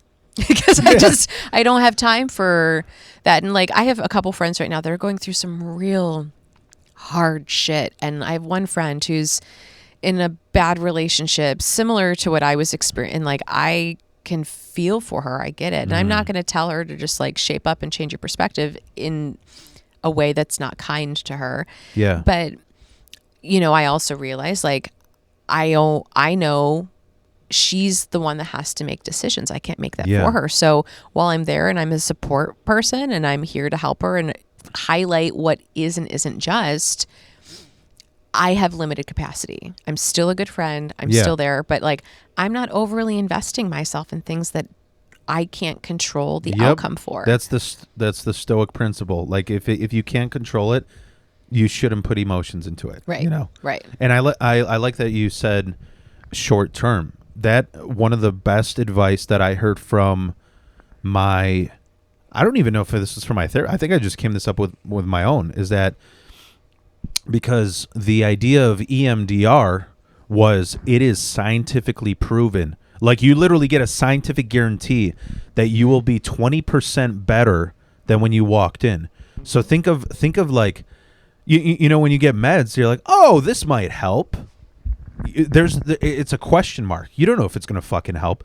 And so what I told in my mind, especially because in EMDR, when you process things, they tell you like, okay, this thing that you wanted to process when you were assaulted or attacked, how much more confident do you feel now? And you would rate it 1 out of 10. Yeah. And so when you mentioned the short-term thing, what I used to do is, like, for example, one of the lowest points in my life was when I got misdiagnosed bipolar. They put me on Zyprexa. It's my most viral video. It has like 30,000 views.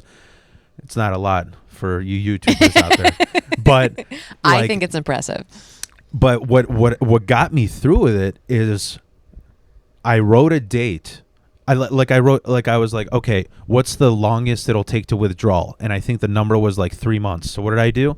I went on my calendar. I wrote down even if it's 6 months. If you set a fucking goal, you will get that.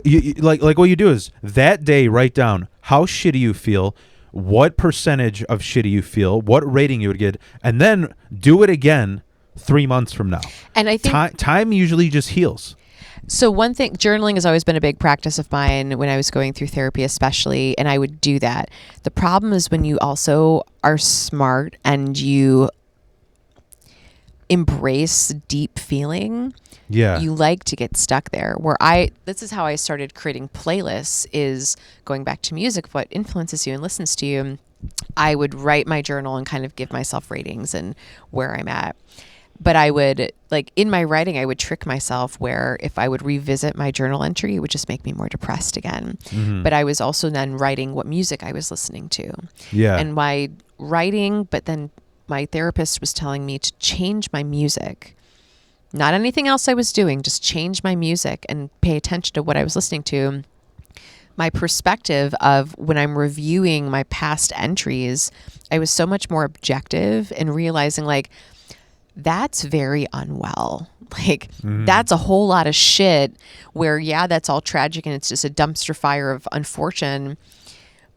but I'm just sitting in it. Like I'm choosing to just not do anything about it. I think that's why I have mixed feelings about nostalgia, you know? Yeah. Because people, a lot of you don't hear about nostalgia like, I don't know.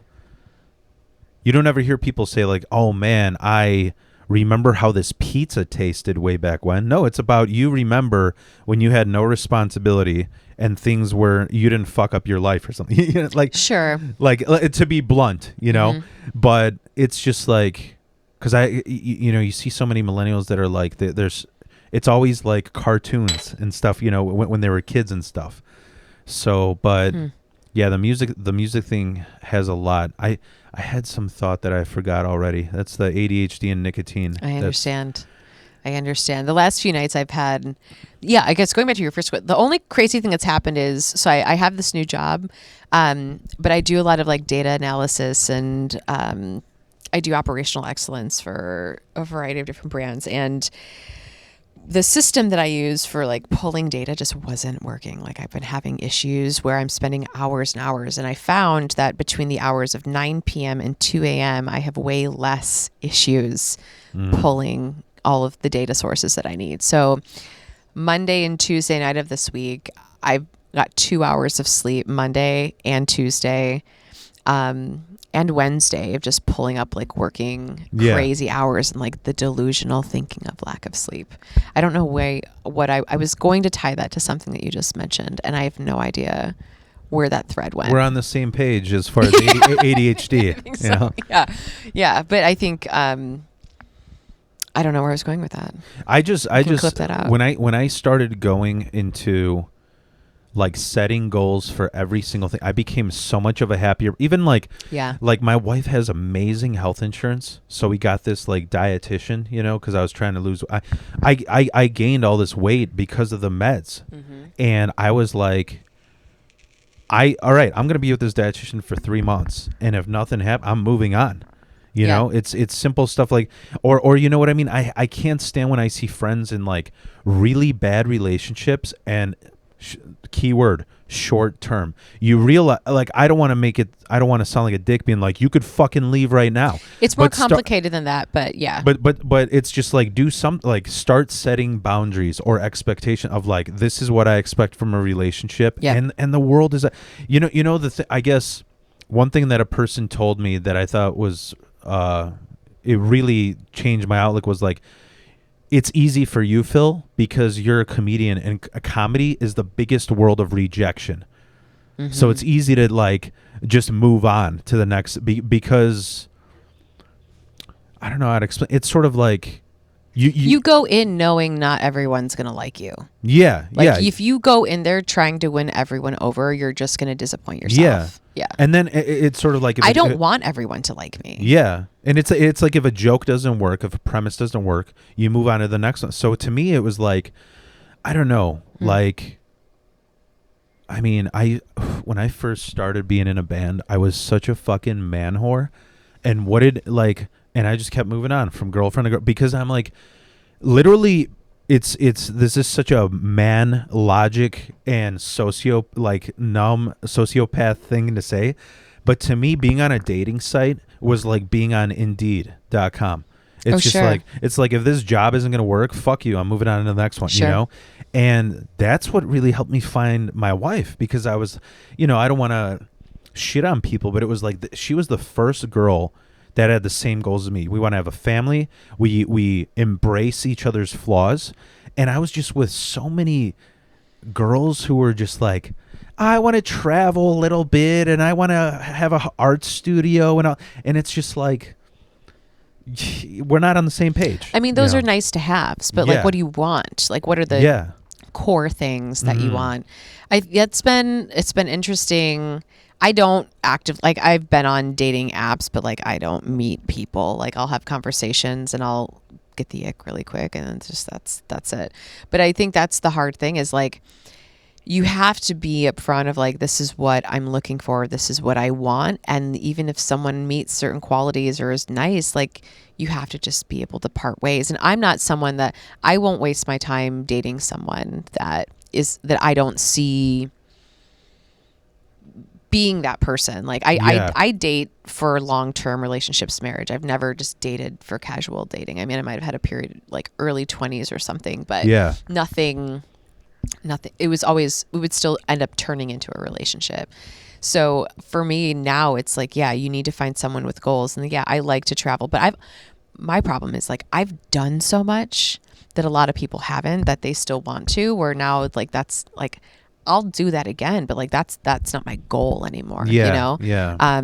But it's good that you have to go through like other people though, to find your person. And I think embracing the flaws and the humility that comes with like true meaningful partnership, that is, it's hard to find.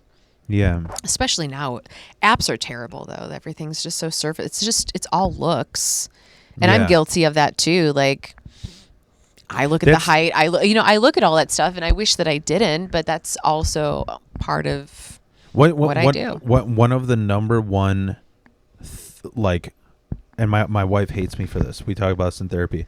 One of the number one like just concepts I go by is I just have this fuck it switch where I just say fuck it. In the sense of like, say dating. It's like, oh, here's this person. They might look ugly as hell on the app. Fuck it. I'll go on a date with them. You know, just sometimes you just have to say fuck it. I know. To try it out. I know. You know, or I had people tell me like, you know, the best way you get a comedy, just say fuck it, go up there and purposely bomb. Do not say any jokes. Yeah. And embrace that feeling. Let that feeling pass through you, you know?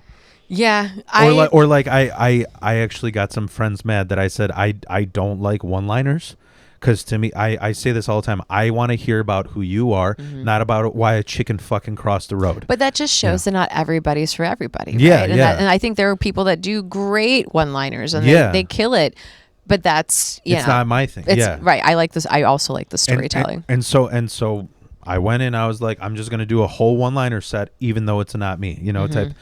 But yeah. You know what I wanted to get into? What's that? Is the whole Zodiac shit. All right, let's do that. Let's do that because we're like we're pretty far in, right? Yeah. You know, I wanted to talk about this because it's so funny to me. I have a deeply delusional view of Zodiacs. Deeply delusional. You want me to tell you about like what? See that whole statement in itself makes me want to break apart. How delusional is it when you become self-aware of it? But please continue. because it's like, you know what it is. Obviously, I mean, I even make fun of myself for it because it's sort of like I even go on stage and I'm just like, hey, anybody believe in zodiacs? Okay, let me rephrase it. Anybody else from a single mother family? You know, because you know what happened is like I was raised in a Catholic family. Early on, realized how much bullshit it was. I mean, just seeing every Italian bully with a gold cross around their neck. Yeah. Like, you're full of shit. You don't, you know. That's my family. My dad's side, yeah. And so I was like, because I was actually in it, I was like, I looked at it as like a scoreboard of how many sins do you have, how many you reconcile to, you know. And the one thing that stuck with me is just Zodiac stuff, because the more I got in, and not like the daily horoscope shit, I was just like the birth charts and all of that. Like this personality, you know what it was like is it was just like this personality, according to this book, this personality defines you. And the more I saw it, the more it just reinforced that delusion. You know what I mean? But is it delusion or is it a tool to, again, be aware of what you can and cannot control? I think it is. That because I've learned certain personality types, like and this isn't just a zodiac, but I think just generally speaking, like once you've learned and kind of figure out the wiring of people, you can let go of what you can't control and choose if it's worth the energy. I am exactly, I think, on the same page as you in the sense of like a lot of people would use that information as like a judgment. I looked at it as like it's a roadmap. You know, like this person is whatever, this zodiac, I understand them now instead of like hating on them, you know? Yeah. And again, it goes, your 80-person circle, right? Like you can't have everybody. Not everyone's going to fit in, even if they have good things. Everybody has value. But don't force a square through a hole, you know? Like that's all it comes down to. When I say I got into the whole like how deep the delusion is, this is how far I went. I was like, so what exactly affects these people's personality. And I realized like throughout history, you know, it has to do with all the months. So I was like, number one, it originated in Greece, right? What does Greece have to do like with the rest of the world? Well, whether this sounds racist or not, it was like developed in a white part of the world where there's all 4 seasons, which is kind of what the US is. I mean, we're a melting pot, but I'm saying like, so how does the seasons affect your personality? What I was like, I thought of it like this. I'm like, okay, I mean, I'm just going to be blunt. Like, I've heard Tauruses are super stubborn, super like stuck in their ways. Well, it's like, that's the part of the year where it's like a long ass spring where you're like, oh, you know what? I'm kind of stuck inside because it's raining all the time. I'm stuck in my ways, you know? And then I was like, so for example, you know, or like my brother's a Leo, always super proud. You cannot fucking put a thorn in his pride. You know, he will hit back with wrath. When our Leo's born, they're like, Leos are like in the prime heat season, prime of summer, where shit is popping, you know? And I think, you know, especially going to EMDR where childhood affects who you are later. I mean, imagine being born at a time where there's where everyone's out and about and there's socialization and they're celebrating the time, you know what I mean? And then I look at like, what's funny is like, I've noticed every Virgo, their biggest enemy is themselves. They hate on themselves. Most of my relationships were Virgos. Yeah. And when are they born? They're born at the butt end of summer where people are like, Labor Day. You know, what? Yeah. Yeah. And so like I've just noticed, you know, there's just these things that I noticed, like all of my best friends have been Aries, Libra, Aquarius, and then Leo if I can tolerate it, you know? I find my relationships that I was drawn to that had powerful relationships but that were very unstable all tended to be Virgo and Taurus. I'm an Aries through and through. That's the same thing with that's exactly the same thing with me. I've found I always have been interested in the zodiac. My grandmother got me really into that, and like she taught me how to read palms and tarot and all this other stuff. But I have found, especially in the last couple years, way more interest in numerology than astrology, where I think astrology is kind of a good guide, but then if you really want to get specific, understanding the rules of numbers, I make a lot of my decisions and my planning around dates and the numbers and how they're calculated now. Have you ever heard that Secret Relationship book, The Secret Relationship of Birthdays?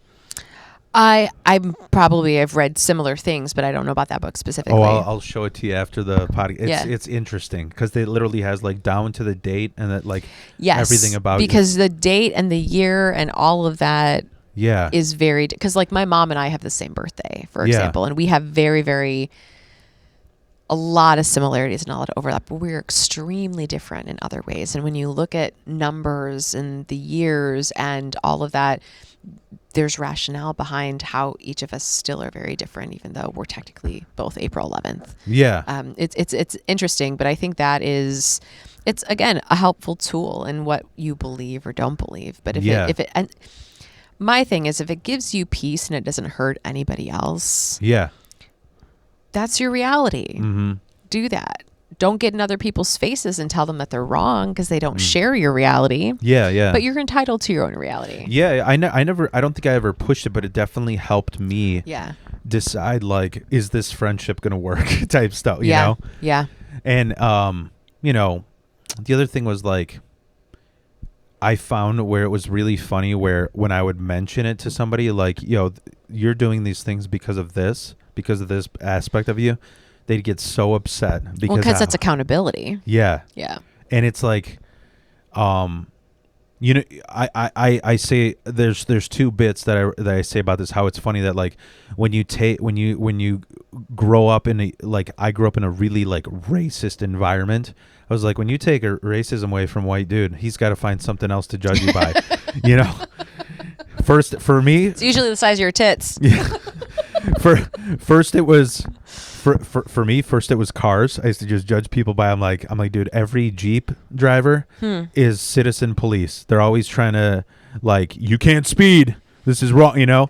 And then it finally got into Zodiac, and I was just like, I just have like, I already know like what to expect. Like for example, too, I've been friends with like Sagittarius as well, but I realized Sagittarius is like it's real hard to get in their circle. They have a really small circle. They're very reserved people. But once you get in that circle, they're ride or die. Yeah. You know? Yeah. I can go through every single one. Like it was Two of like, my good friends are Sagittarius. Yeah. Yeah.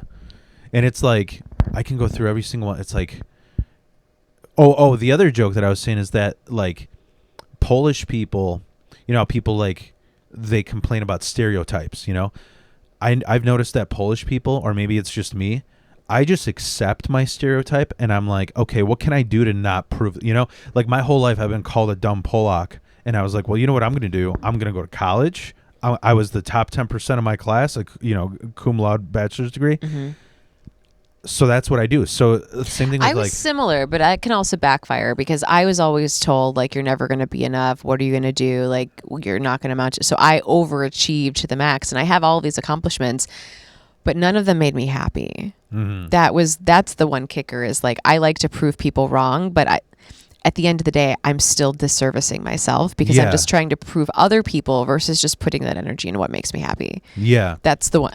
Just a quick, that was a hard lesson for me. Yeah. I was just saying like, you know, if you know your stereotype, try to prove it wrong. I mean, they do exist for a reason. Yeah. Yeah. You know, like if your stereotype I'm a basic white bitch in a lot of ways and I own it. You know? And but it's like if your stereotype is you show up to like late for work, try to prove it wrong. You know, so the reason why that worked for me is because like I said, being in Gemini, the worst fucking things is I start 40 projects and I never finish them. So I'm like, that's what I got to work on because that's my flaw. And I tried to call that out to certain people of my friends who are like different zodiac, and they get so fucking angry. You know, it's so like so. Let's go through like say. Aquarius, right? What judgments you got on Aquarius? I love Aquarius. All of my grandparents were Aquarius. I find Aquarius intriguing. They're creative. They can be very emotional, but they're super I find myself always very interested, and most people that are Aquarius, I find of them to be inspirational in some way, in a creative sense. I've had good relationships with Aquarius, but I've never been in a relationship with an Aquarius. Yeah. I've noticed, and none of my best friends are Aquarius, but they're like acquaintances or like people that I look up to tend to be Aquarius. I've noticed that they usually fly solo. Yeah. That's something, and I think that they're the best artists. 100. They're the most creative. 100%. The best art. Yeah. Like. Yeah. I mean, I listen to Riff Raff now. He's and he's a whole different, like when you look at his videos, like the way he's like picky about every fucking color, about the way like it's like no other thing, or even like Gucci. He's got a vision. Yeah. Yeah. It's just there's, but I have noticed, you know, here's a funny judgment I have is that I think Aquarius have insane fucking creativity, but it's good. And to me, I realize Pisces have insane like ideas, but they go to shit. So what's funny is one of my best friends, Rich, is a Pisces, and brilliant, creative, funny. But I noticed that they make bad decisions. They lack commitment. They lack sticking to commitment to follow something through. When something doesn't, when it starts riffing up, they kind of pull back and they don't push it through, and they don't execute the same way. Aquarius at least executes, whether it's good or bad. They're willing to take that risk. My friends that are Pisces, also creative, and tend to be much more bubbly in personality. They're more uplifting, so they're a pleasure to be around. But getting them to commit to something, fucking A. Like I can't get anything. Yeah. Like they won't drive plans. They won't set a goal and drive for it unless if it's like absolute circumstances. In my experience, I'm at least speaking from my friend group. I find that with Pisces. Yeah, I've from my anecdotal experience, like every Pisces that I knew, just very airheaded tendencies type Yeah. thing, you know? Yeah. like almost In like a delightful way, but yeah, just like if you were in a space Pisces, case, yeah. if you were in a Pisces, you have CTE, you know, like where it was like I've had like I had a best friend who was a girl who I didn't mess around with. She was just a good friend who was a Pisces. Every idea I was just like, what are you fucking talking? Like it was like she ran out of drug money, so she's like, oh, you know, I read this forum online that says if you inject juice from boiled dandelions that it's as good as heroin. And then like 2 months later she has an infected arm. Yeah, Jesus Christ. like Yeah. and then like and the funny That feels more than the Zodiac. yeah. And then like the funny thing was that Pisces dudes, they're actually more sensitive than Pisces women. Yes. I feel like Most of Fucking, my friends like are Billy Corgan. guys. You know? Yeah. Yo, for sure. But yeah, my Pisces friends, highly sensitive people. Yeah. Highly emotional, not volatile, but just sensitive. Yeah. Yeah. Like you know, like even like Billy Corgan, he's like, you know, I want you to look at me as they were my favorite band growing up, Smashing Pumpkins. Mm-hmm. And he's like, oh, I want to be known as this artistic vampire type being who writes great music.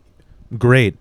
But then I run this wrestling, you know, organization and I go on Alex Jones. Well, which one, you know? I mean, I have no problem with that. I think people should be versatile and it's okay to have different interests and outlets for that. Yeah. But it goes back to how you want to brand yourself. Like if Yeah. you're trying to brand an image, that's different and you have to make exceptions or exclude things Yeah. that may pull away from what you're building.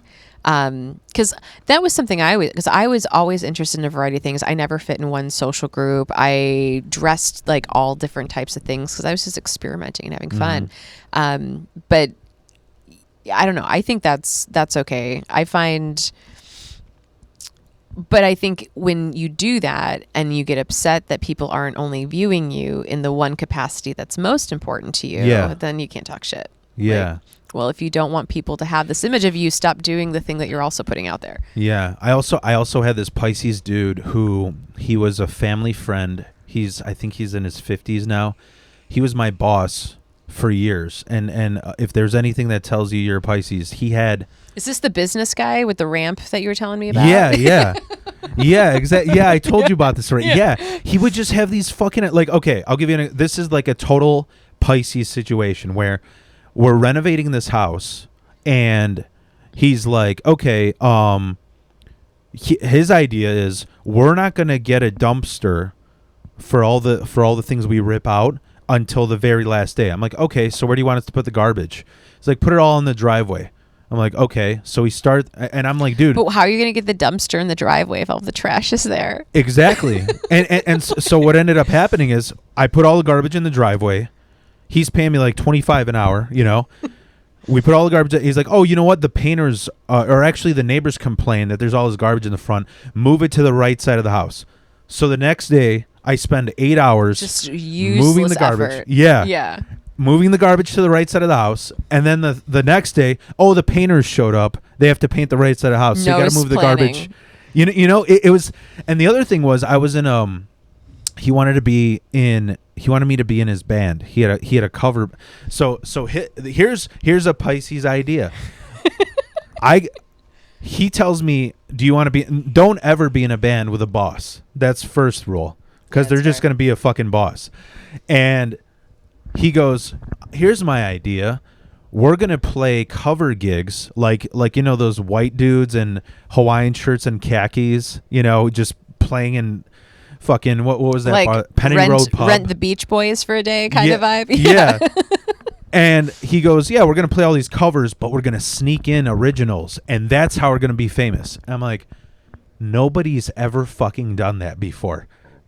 What cover band do you know got famous? Because they're like, oh, wait, these are good. You know, he was so unbelievable. Like, I remember the one thing that he snapped on, I think I might have told you, was we were playing Who song. You know, the You Won't Get Fooled Again.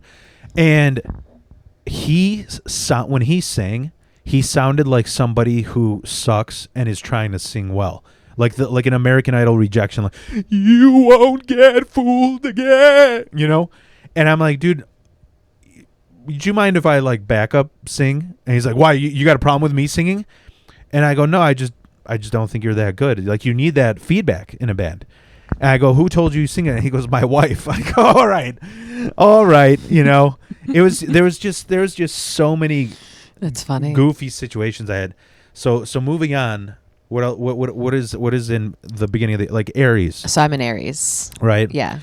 You want to hear the good and the bad of Aries? I'm sure I've heard all of it before. Yeah. But please, yeah. I feel like every Aries that I've known, they often have like, they can be the most impulsive. I'm very impulsive. You know, not as before, but yeah, I can be. Like when you said comedy was very impulsive for me. When you said that things are short term, that's the best thing you can do. Yeah. Because, like, I think every Aries that I've known, they react to things like it's not short term. Like, oh my, like in a fiery way. Like, holy fuck. Like, what, you know. I think part of it was growing up in a very volatile home where there was a lot of big reactions. So I don't react big. Because the Italian thing?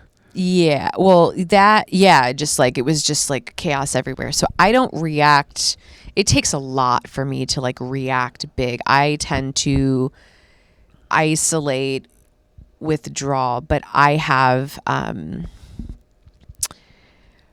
but I can be very toxic if I want revenge on people, and I do it very subtly, and it comes out of fucking nowhere. Yeah, yeah. I'm impulsively cruel if I allow myself to be. I choose not to. The flip side of that coin, though, is that Aries like tend to be a really good leader. Yes. You know, I've always been successful in business and organization and like I work really well with teams, and I can. Like the Aquarius, where like they'll have the vision and I can see that vision and I can help build the process of how to get there. Yeah. That's something that I do really, really well. Like one thing that I thought was funny about, like, as far as like a stereotypical like Aries reaction was, I had a friend I worked at, I'm not going to say who it is because they're going to get mad. Well, they probably don't even, they're probably so Aries they don't listen to this and revenge, you know, but what happened is we were working at a place together, and I worked there for like 6 months longer than him, so he was the new guy. And I remember they came in, and I'm just real blunt, and he told me, he goes, "Hey man, I'm going to see Marilyn Manson. I have an extra ticket you want to go with?" And I just laughed. I was like, I haven't listened to Marilyn Manson since I was in 6th grade, bro. I'm sorry. I listen to way harder shit, you know. Mm-hmm. And since then, I realized like, he didn't get along with me. And I'm like, we listen to the same bands, we dress the same way, we have the same humor. Why aren't we getting along? Until like a year later, he admitted to me that first moment of rejection ignited that fire. Interesting. Like See, and I don't. And it wasn't even like I was rejecting him. I was like, yo, dude, we could get drinks, we could get lunch. I just don't like Marilyn Manson anymore. You know? Yeah, I feel like I'm an unusual Aries because I'm not quick to judge. Mm-hmm. I make notes for sure, but I'm not quick to judge and like push people away. I think my thing is like,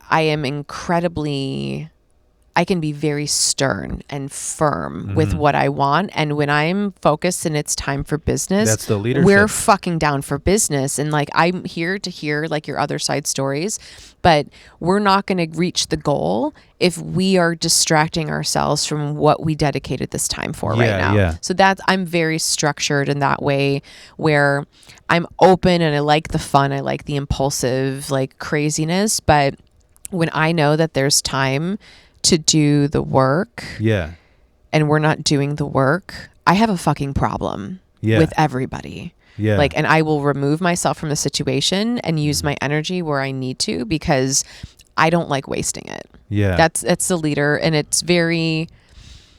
I've learned to become very understanding, and again, being able to read people and understanding what they can and can't do in terms of their personality allows me to understand what the outcomes are. I've learned over time I can't have the same expectations for other people because they're not wired the same way as me. Yeah. But it's learning to bring the right people who will do what you need them to do for the greater goal.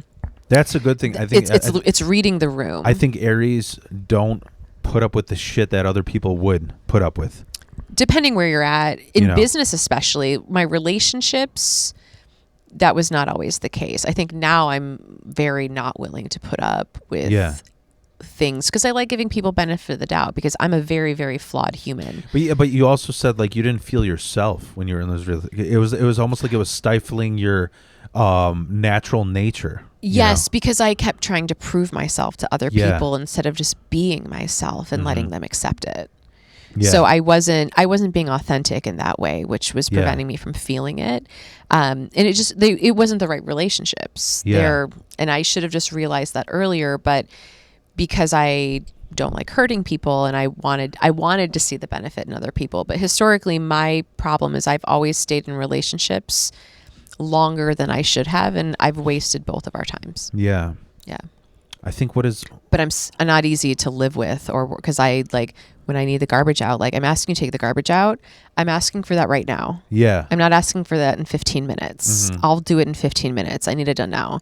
That's where I can be challenging, but I try to keep my requests reasonable. Yeah. I have a friend who's coming today. She's the singer of a black metal band, and she's an Aries, and there were moments where she would vent to me. She'd be like, if this motherfucker isn't going to come to practice, I have standards of how we're going to fucking do things. And then I immediately the old white man in me, I'm just like, you're just being an angry Puerto Rican chick. And then I'm like, and she's like, no, it's because I'm an Aries. I'm like, oh, it makes sense now. Yeah, you know? Like when there's a plan and we're not following the plan, and that's what we all agreed and committed to, and it's not happening. Yeah. Without communication, because things happen, right? But without communication, I lose respect very quickly, and people lose I lose credibility in people very quickly. Yeah. Or their credibility is lost for me. And it's hypocritical because I have plenty of those moments where I've been that person too. But that's the one thing that I find is, and just what I've learned in recent partnerships and relationships is like, I can't control if they're reliable or not. I can't control that they're going to commit or find as much importance in meeting deadlines as me. They're not the right partner. Yeah. Not that they're a bad partner, not that they're not going to be successful, but they're not the right partner for me. And it's just learning that. But I have very little tolerance for wasted time. Yeah. I don't like waste time. I'm going to pee real quick. Yeah. We'll get right back. Sure. Sorry. No worries. I like the end of your boots, how they're shiny. Oh, thank you. Cool. Thank you. That's cool. Yeah. I didn't know what I thought. I'm really weird when it comes to like clothing and shoes, and I like boots. These were not my typical style, but I'm learning to like them. There's a little bit of flair if you pay attention. Yeah, it's not it's not over the top. I like subtlety. Like the Mexican cowboy, enough steel on the tips. Yeah, like they curl up and. I think that you can make that work in the right place, but I don't know if I could pull it off. Yeah. Or at least not with this. But thank you, I appreciate that. Well, we were so I think what's next? Like Taurus. It's not Capricorn? No, because Capricorn's January, December, January. We skipped so typically, so we skipped Capricorn. Yeah. Yeah. So let's talk Capricorn. One of my best friends is Capricorn. Yeah. What would you? What are your like anecdotal experiences? Very smart. They can have like a crazy side to them. I find like a wild, fun, where like when they have fun, they have a lot of fun. But otherwise, they're typically like calmer, collected groups of people. I tend to work well with Capricorns because they can be very focused and they're very work environment. In a work environment. And I find the Capricorns that I know, some of them can be mean spirited. Like when they've got shit to say, like they hit below the belt. But I find, generally speaking, in like non-emotional circumstances, when they have something to say, it's important. They just don't talk to talk. That's what I find about Capricorns. Yeah. They tend to, they're we're way too talkative for them, right? Yeah, I can be for sure. I think Geminis talk more than Aries, but Geminis talk the most, absolutely. But I find that I can have really good conversations if they're willing to open up. Yeah. A lot of other Capricorns that I've met though are boring. I think they can be boring groups. What I've noticed about and this whole thing, I'm not discriminating men or women. I mean, there's differences, but it's just like every Capricorn that I've ever known, it seemed to me, well, like I belong to this. There's this Facebook group called Secrets of the Occult, and they have a lot of they have a lot of memes, and they're funny. Like one of the memes that stuck out to me, I'm like, oh, now I understand Capricorn, where it was like Capricorns need an entire blueprint, kind of like That's Always Sunny, meme where he's like looking at a map, whatever. Mm-hmm. I feel like they always need a blueprint, and if you stray from that, it almost causes anger in them or anxiety because they need to know what they're doing. Yeah, like a sense of direction in a sense. Yeah, I would say improvisation is not a thing. I would say generally, I think my friend Caroline is an exception to that. Mm-hmm. But I also think your parents' zodiacs influence your behavior a lot, regardless of who you are. But I would say that's true. Like any Capricorn that I've met that's a dude or that I went on a date with, they didn't have their own goals outside of what was laid out for them. Or like they didn't have that fire and I'm a fire sign, right? Like I need like what are you doing? Like what are you getting at next? Poppin', like what excites you? And they're just very mellow, chill people.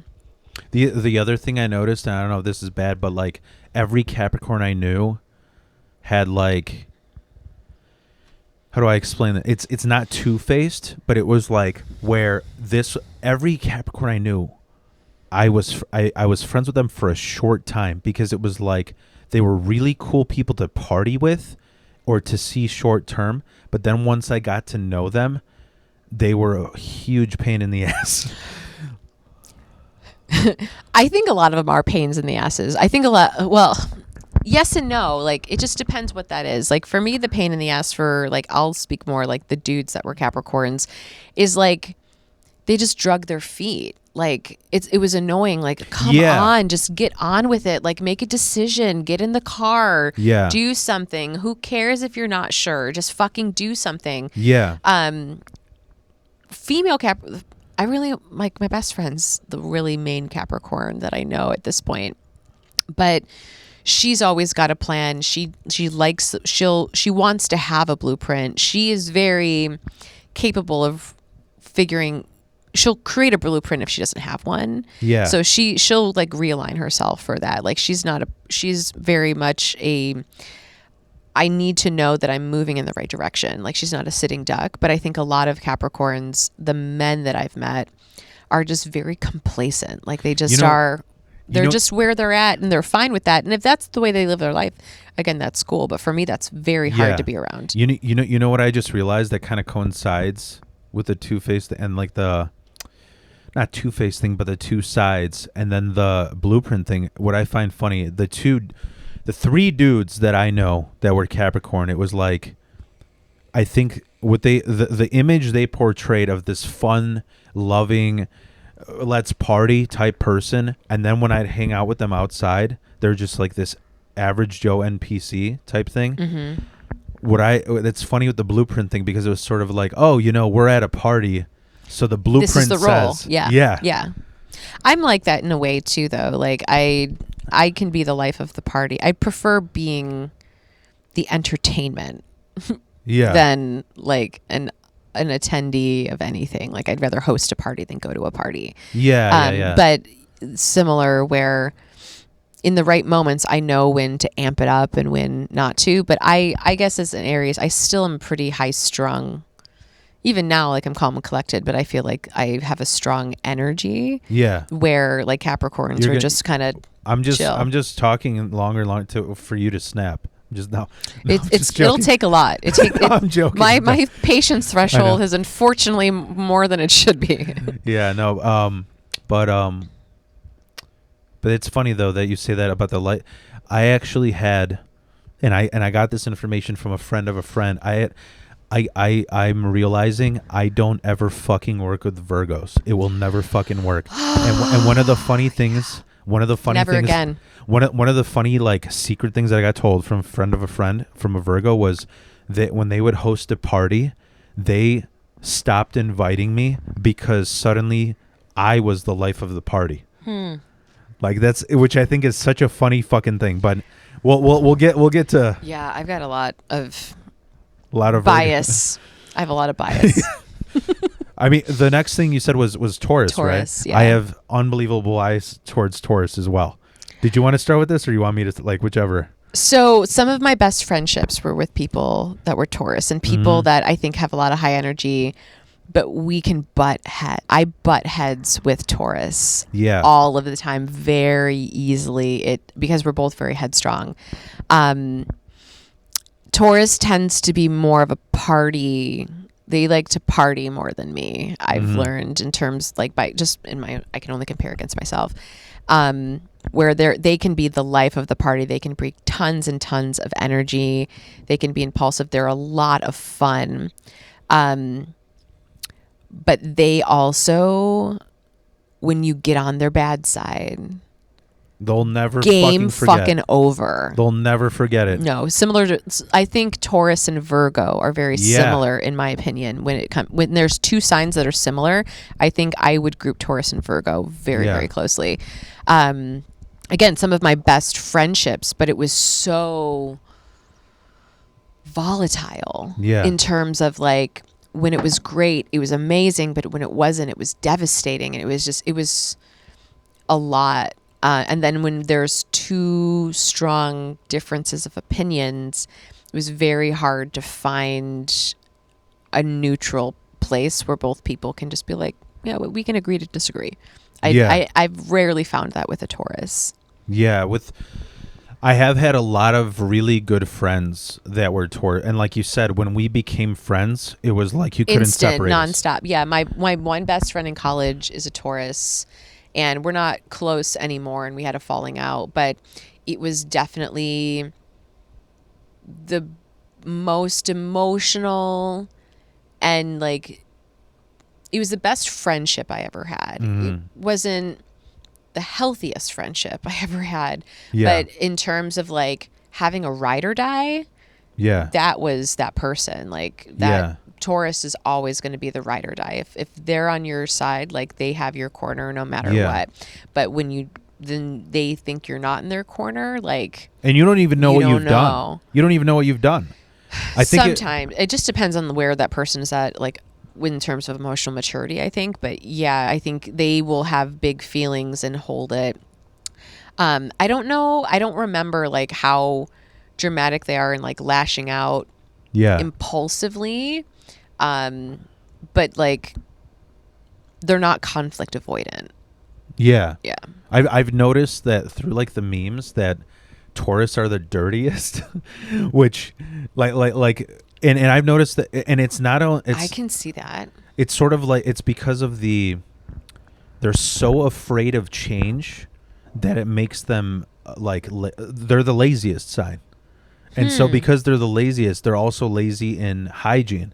And I've gone out with Tauruses where I was like, the funny thing I haven't experienced that. That's interesting. The funny thing I noticed about Taurus is like they value material things unbelievably high. And I've noticed where like for example, I would buy something, whatever it was, say it was like I had a Taurus that I was in a band with, right? And I bought a guitar. And immediately after, they needed to buy a new instrument, but I was still like, I'm like, well, I still love my guitar. I don't give a fuck that yours is more expensive. And that would upset them. That it was like they didn't. Where I was like, it's almost like when like the material validation. Yeah. Where it's sort of like it doesn't matter about you within. It's about what you own. You know. I see my experience is very different with Taurus. The few Taurus that I've met, they like the nice things, but like a couple of the Tauruses that I met were like such penny pinchers. So they weren't flaunting their materialism in terms of what they liked, but they were very proud of how they hoarded money and like having money and kept money and like at least the ones that I've met in like more adult years, that's what I tend to find. Like material is important where they want like financial security. Yeah. But I wouldn't like. Yeah, that's interesting. Yeah. The other thing I knew about Taurus was like, I know like 3 Tauruses that are like so. What's the word, like? They didn't take care of themselves, and they were like picky eaters. They were set in their ways, so they're like picky eaters, even if it like regarded their health. Like, yo, bro, you have high blood pressure. I don't give a fuck. I'm gonna keep doing this. Doing what I do. You know, I knew a Taurus. I find Scorpios are more like that. Oh yeah, but I've even known another Taurus who was like, it was like, I have a eating problem. But instead of solving the actual eating problem, I'm just going to get like some procedure to stifle it. Oh, you like know? a quick fix. Yeah. Versus the lack of discipline. I find any Taurus that I've met had some sort of addiction. Oh, yeah. A substance, alcohol. The grudge thing I pisses find me off that the most. Consistent. The grudge thing, what you were saying, when you get on their bad side. Yeah, you'll never get back, and they talk shit. Yeah, it's one thing to like have a grudge. It's another when you're intentionally vocalizing that outwards. Yeah. I found a lot of Taurus will do that when they're emotional. And it doesn't matter what you fucking like. It's so funny to me because I know I have like these gender role ideas where I'm just like, how do I put this? Like, there's, you know, when you have certain pet peeves that actually set you off, the grudge thing isn't a pet peeve to me. It's almost like I pity you, because to me it's so like, much energy. It's like it's not a, what's the word, like a manly thing to hold a grudge. It's childish to me. For you to be like, I'm literally watching you. It's so refreshing hearing a man say that when so many men hold grudges against their partners. Yeah. It's just so funny because it you know, it was like that thing how you were saying, like when you see haters viewing your shit on Instagram, it's just like, bro, just keep adding to the algorithm. I'm cool. You can boo me all you want. I love watching Thank you carry for this the effort. I love watching you carry this 1-ton bag of razor blades that you can't let go of. I know. You know, it's so, I love being such a significant part of your life. You know. And it's so funny because it's like, if it was just you tweak that emotion a little bit, you'd be my number 1 fan, you know? Yeah, but I also think like, if you don't have the bad, the good doesn't exist. Yeah. You know, like I'm okay with that. Like, there's some people that are cruel or whatever, and I've had a handful of nasty things sent my way since doing comedy, but I don't care. Yeah. But not to say that doesn't hurt in a moment or like doesn't like sting occasionally, but that I don't care enough to hold on to it. Or to obsess over why this one person that has such a complex life outside of what I know is having this moment that's being, pushed towards me. I just don't care. One thing. Oh, by the way, I keep looking at my watch, not because I'm like impatient. My Ring camera keeps going off. Oh, that's okay. But one thing that I noticed about Taurus, that once I noticed it, I was like, holy fuck, domino rally. Every Taurus that I knew was every Taurus that I've known, because I've been, involved in bands and in comedy. I've noticed every Taurus that I've known, Aries and Gemini, we value that excitement, that fire, What I noticed is that every Taurus that I've known, they copy off something else. And when they see your individuality, they're like envious of it. They're like envious that you're happy with yourself, proud to be yourself, and that it actually looks well. Because you could walk around covered in dog shit being yourself, like, not caring, but you actually do it well. You actually look good doing it. I have found that if I ever had like girl drama in my life where someone didn't like me or was jealous or someone that was like talking shit, they were Tauruses. like they didn't like me. Because I'm a lot. I know I'm a lot, and like I'm not for everybody. So if people don't like other people being a lot, and if Tauruses don't like a lot, like I'm not for them. And so that's where the conflict would come in. And I just noticed where it was like I always sort of like I see these little things that I like. I guess what I'm saying is I have no problem going to a fucking satanic metal show completely dressed in leopard pink when everybody there is black, because I like what I like, right. you know. Right. Every Taurus that I've known, it was like I had this one guy in a band who he was obsessed with the band Wilco. Completely, it's such a cult following. Completely dressed and played me just like them. Like there was no possible way for him to go outside of his shell and discover who they are. Mm-hmm. Or like another person was like, you know, what was it? There's like, when I was in a metal band, I had another Taurus drummer who he's just like, he goes, you know, there's a lot of metal elitists. I'm like, what do you mean? He goes, well, we kind of sound poppy. I'm like, isn't that a fucking good thing? We're catchier. Who gives a shit? Mm-hmm. And it was almost like he envied that I was so free flowing rather than that like it didn't stubborn. bother them. So the stubbornness is something. Maybe it's stubbornness more than anything, where they can have a very fixed mindset. Yeah. On they'll never let it go. They'll never let it go. Yeah. You know, it's the same. Virgos too. One who? Virgos. Oh yeah, Virgos is what? Yeah, God, they're the worst. You will never talk a Virgo like win an argument with a Virgo. Like no, they'll even if you're right, they will look like the biggest fucking ass at a party. They're okay and you'll with call them out, and they will stick by it. You know? Yeah. Like I used to find that confidence attractive, which was bad for me. Yeah. Yeah. Yeah. Yeah. So I think that's all I got about Taurus. Trying to think, is Cancer after that? I'm trying to follow it's Gemini after that. Gemini after that. Okay. Because I wrote a bit about that I'm so fucking obsessed with Zodiac that that when like September comes around, because the 9 months, I just go up to my wife. I'm like, it's breeding season, you know? And she's like, well, what if it's a Taurus? I believe in abortion. Numerology. People schedule C-sections so their kids have better advantage in terms of life output. It's crazy. It's what the royal family does. Mm-hmm. They all. So what? I want to hear your anecdotes on Gemini. Bad, good, ugly, everything. Geminis are a lot of fun, but they're incredibly moody. I've never had close relationships. I've never had like I've never dated anyone that was a Gemini.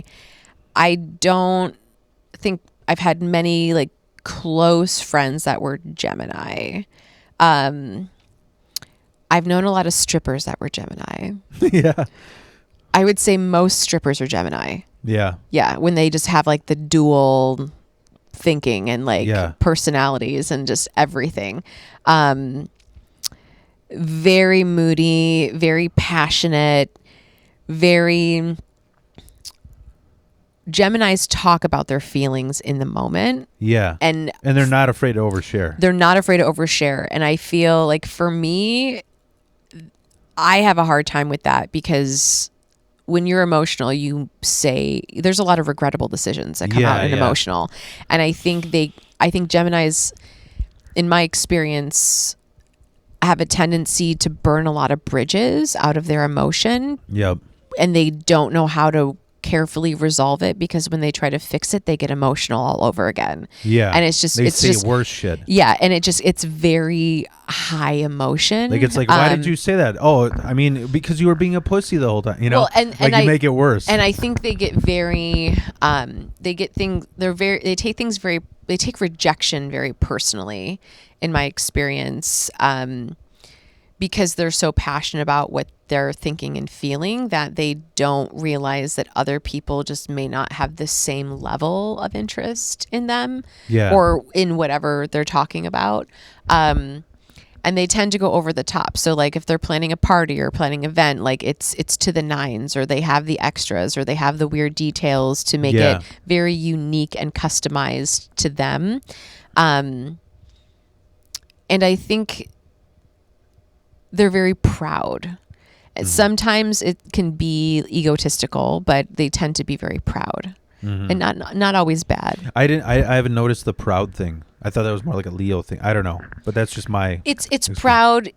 proud in terms of like their independence and their uniqueness. I think they're proud of that, and they are very attention seeking. Yeah, they like attention and validation. When I think this is a funny thing, even though it's like I don't know what you'd name it, a creepy or weird thing, but part of that memes thing, they were showing like, what cartoon best exemplifies your zodiac. For example, do you remember in Roger Rabbit there was that baby with the cigarette? They're like saying that's like an Aries. Somebody who's 100%. Like fiery but cries, know. But then like for Gemini, it was the two foxes in Pinocchio that like they got that charm that talk them into like basically being a sex trafficked kid, like that's Geminis have that like charm, whatever, Yes it is. They can manipulate, for sure, because they have that dual feeling sense. I remember when my psychiatrist said I'm bipolar, I'm like, no, I'm just a fucking Gemini. Like that's what it is. Like, and the funny thing was like when I noticed how to level my moods, he's just like, it's so weird because I think you're bipolar, but you're just in a constant state of mania. So I can't, like, it's going to be scary when it hits the dip, Well, and there's different forms of, so I was being evaluated for bipolar for a long time, and there's different forms of it where I don't get like super, super manic, and I don't get super, super low. Yeah, where like I can get a little up and then I get really low, but I don't get I'm not actually bipolar. I just have like, complicated emotions, but it's manageable. And there's other people, like there's extreme cases where it's like over the top. And I have moments of mania, like where I'll pull all-nighters and stuff like that. Yeah.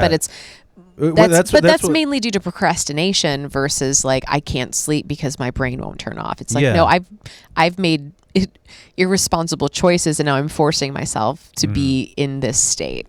And the one thing that my EMDR therapist told me that I thought was crazy, I remember just having nights where I just can't sleep because I have a rush of ideas. Oh, yeah. But he told me, he's like, you can literally cure bipolar OCD by curing your childhood trauma, and that shit stopped. Yes. But because it's reactionary. It's not always chemical. It's wiring.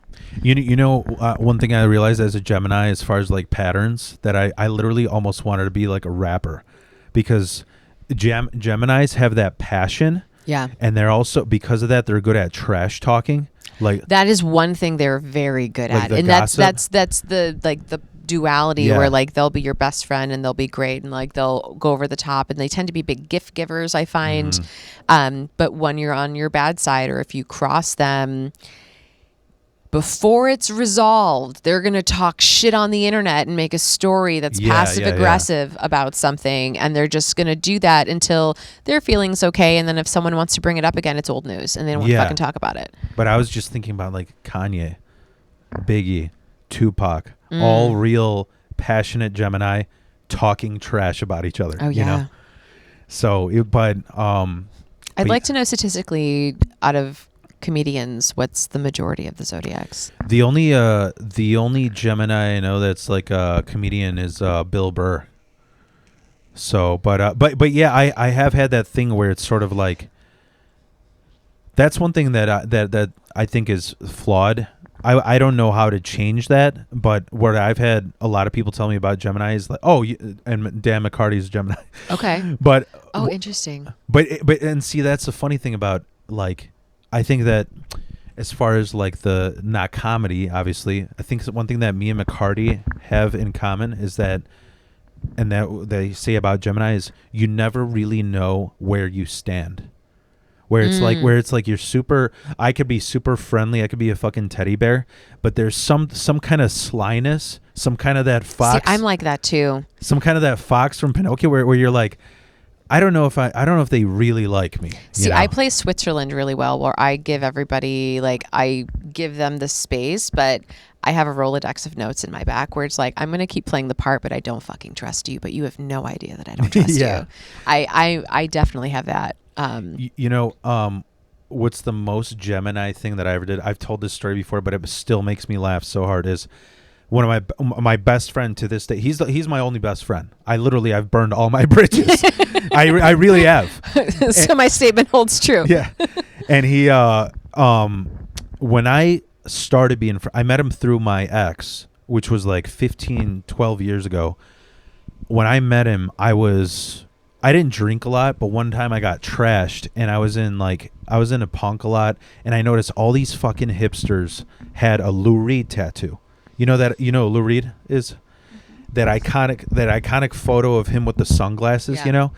And I remember I walked into his room and I was trashed. I'm like, take that fucking thing down. That shit's fuck that fucking guy. Fuck him. He's every guy likes him. I don't get it. And he's like, fine, man. Cause I was like so trashed. He actually took it down in front of me.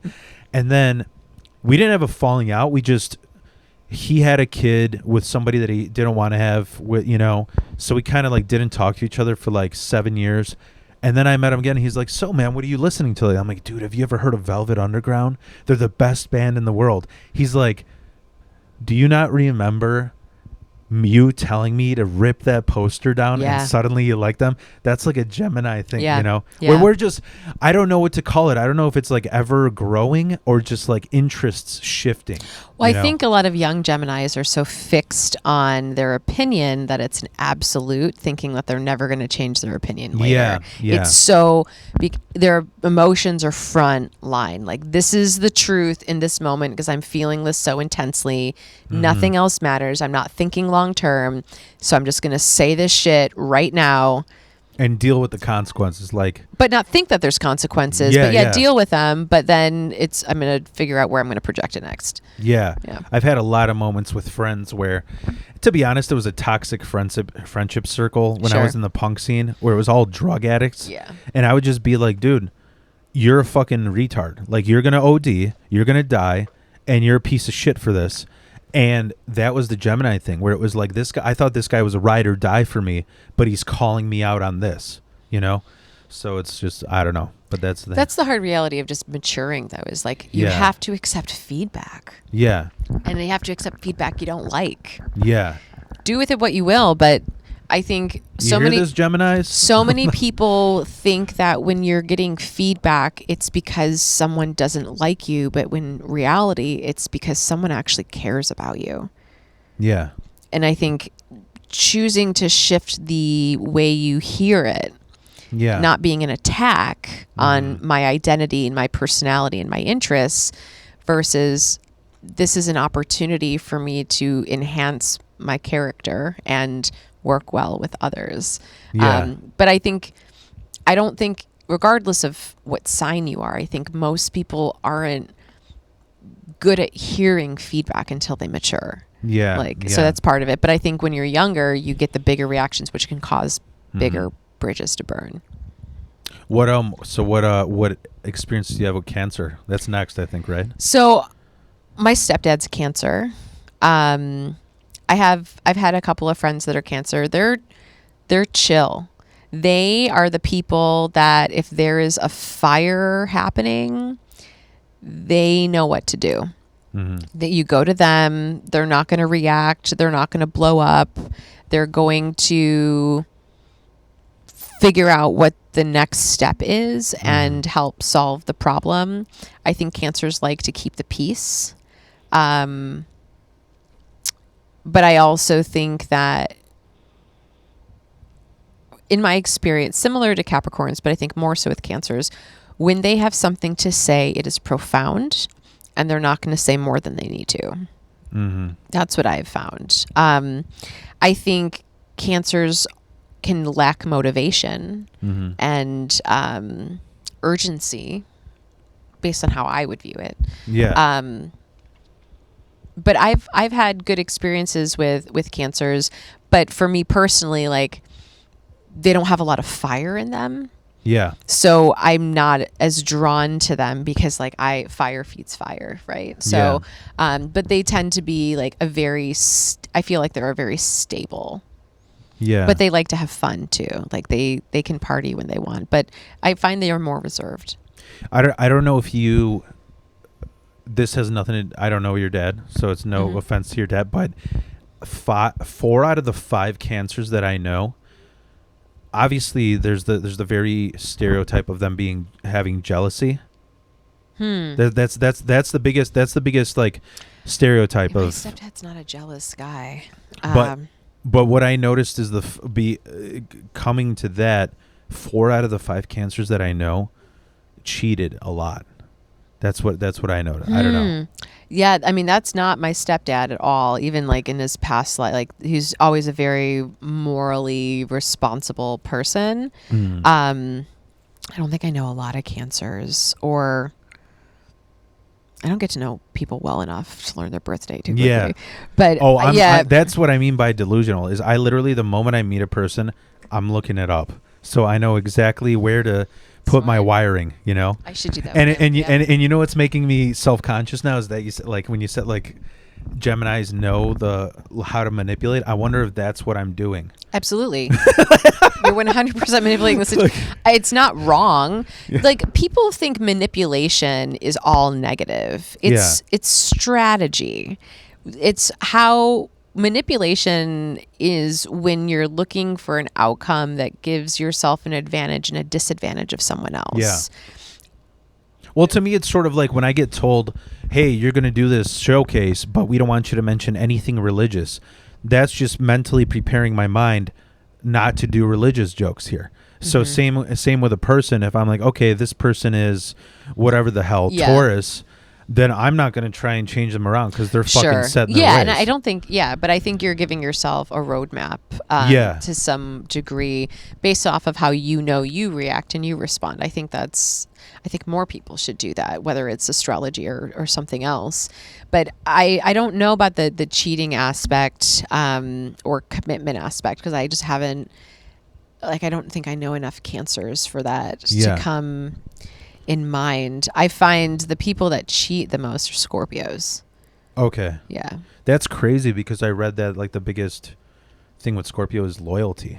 I don't know. Well, they want loyalty from other people. Yeah. That makes sense. But their loyalty shifts. Can shift. Flighty. Yeah. I think that's the case. What is after Cancer? Because I agree. I don't think Let's just look it up. Cancer, what goes to like June, July? Let's look at the zodiacs here.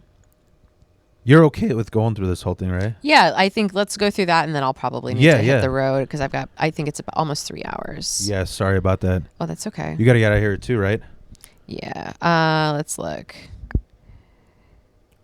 I think it's Taurus. No, we went through Taurus. Virgo. There's Libra. Libra's October. I think it's Virgo. I think it's Virgo. Favorite. Yeah. Right? Yeah. I'll let you lead the way, because this might go to the end of the episode if we're on Virgo. I always found myself attractive to Virgos because they had their shit together. They were determined. They were focused. They were strong-minded. Yeah.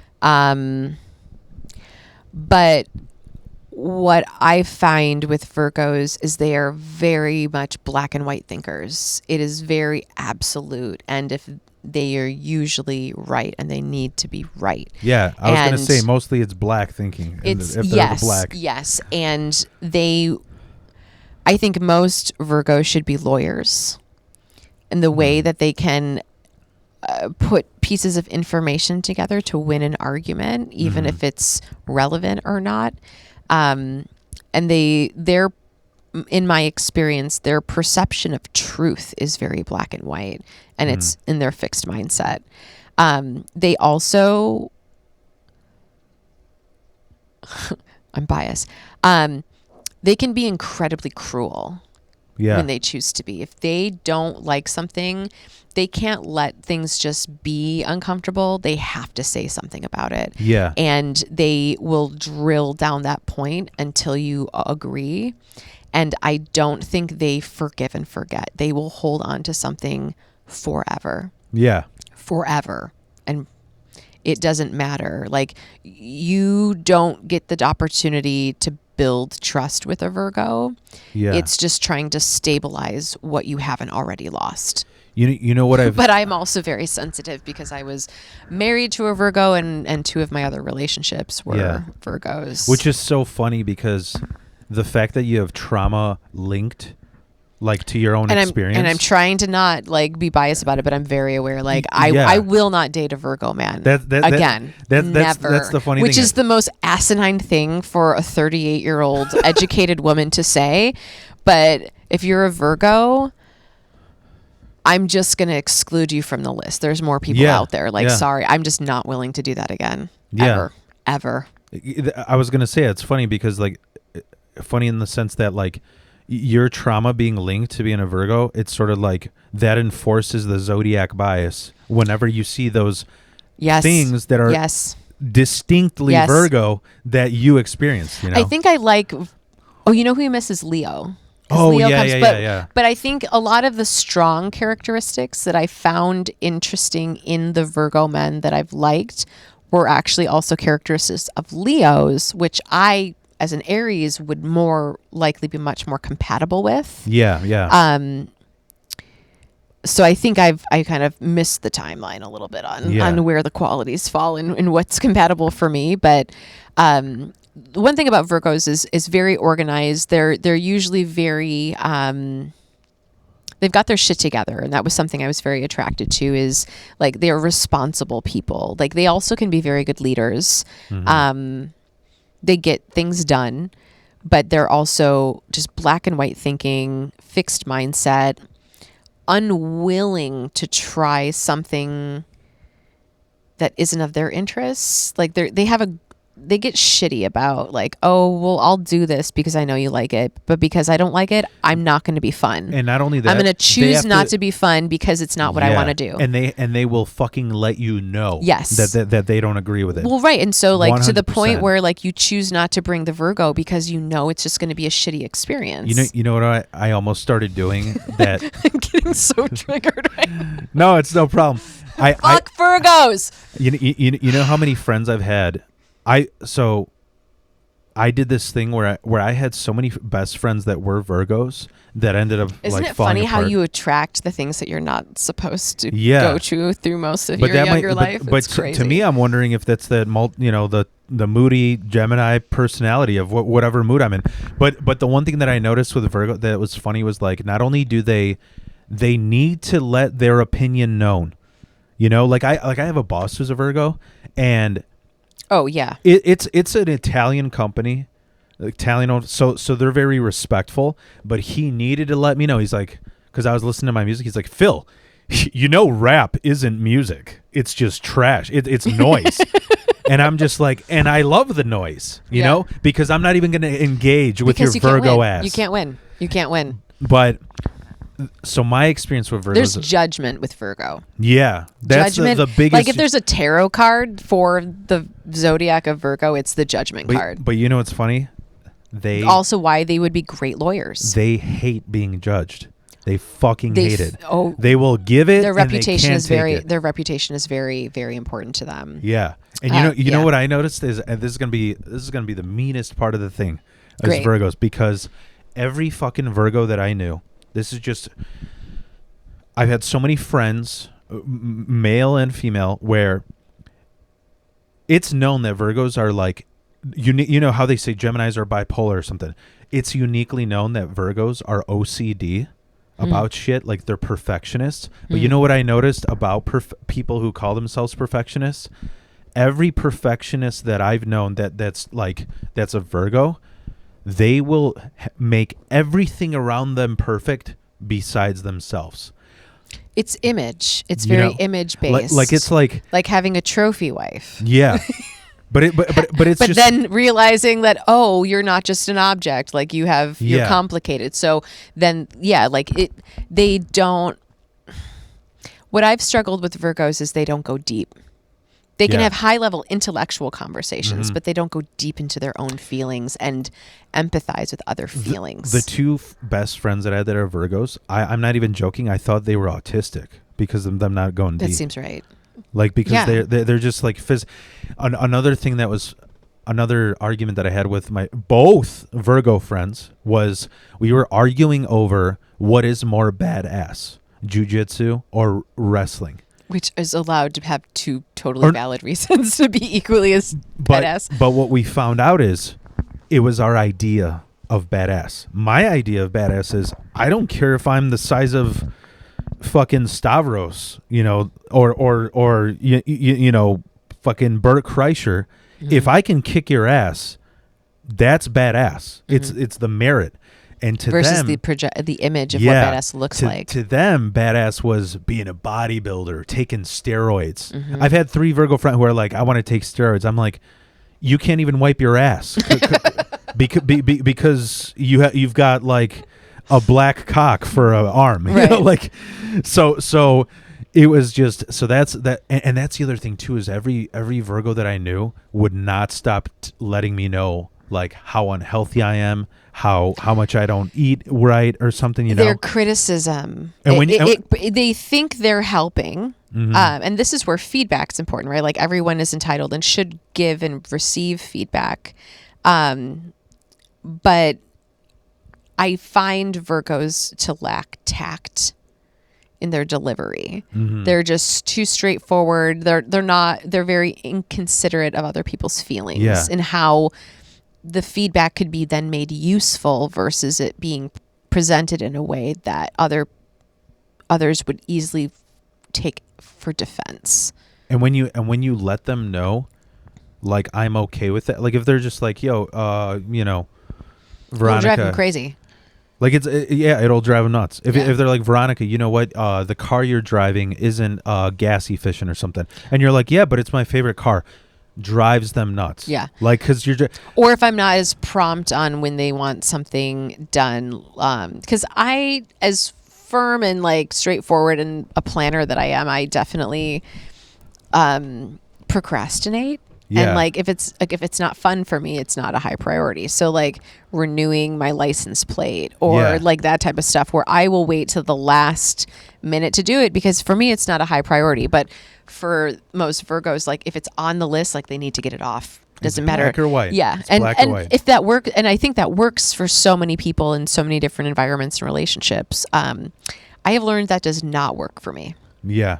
At all. And I've had the Virgo friends I had too, they would get so upset too, because they would like, it got to the point where I just started slowly cutting them off, where they would call me with like something that they're super proud of, and I was like, you're a dork. Mm-hmm. They'd be like, I had a friend who'd be like, yo, you know what he'd ask me like, what did you do? I'd be like, oh, I spent time with the family. We went to this pumpkin farm, whatever. He's like, oh yeah, I rode my bike from Chicago all the way to Wisconsin. Mm-hmm. And I'm like, tell me you're not getting laid without telling me you're not getting laid. Like I don't give two shits. Yeah. Oh, that's funny. The other thing, the last thing I want to say about Virgos is, what I noticed is you if you tell them like, yo, you got this tendency to be this way, they will do everything they can to change things externally rather than changing themselves. Yeah, until it's detrimental, and it's usually too late. Like going to therapy, just wait for everything to crash and burn and not take the feedback. Maybe we should go to therapy until, your life's changing dramatically. Yeah. Maybe I'll go to therapy now. You've jumped off a building and fucking survived. missed the window. Yeah. But... yeah, I think there's a lot of strong Virgos. I think politicians would be great Virgos, lawyers, coaches, probably. But super. The other thing too husbands, I don't know. The other thing too, though, super competitive. Super competitive. That was something that I found is like they are very competitive. And for me, I'm a competitive Aries, right? Like I like to win, but I also like seeing others succeed. Like if I don't win and I see someone succeed and like I see and they put the work in and like it's deserved, like I have no problem with that. And I realize, okay, so I have things to work on. When you're in my experience in relationships with Virgos, like when both people are succeeding, or if I succeed a little more, it becomes a problem. Yep. Absolutely. It becomes a problem. Absolutely. They get where so they upset. Can't. There's a lack, in my experience, there's always been a lack of support for success. Yeah. Towards other people. Like, oh yeah, that's great. And then it moves on to the next thing. But when they have success and they are not given the validation, the acknowledgement,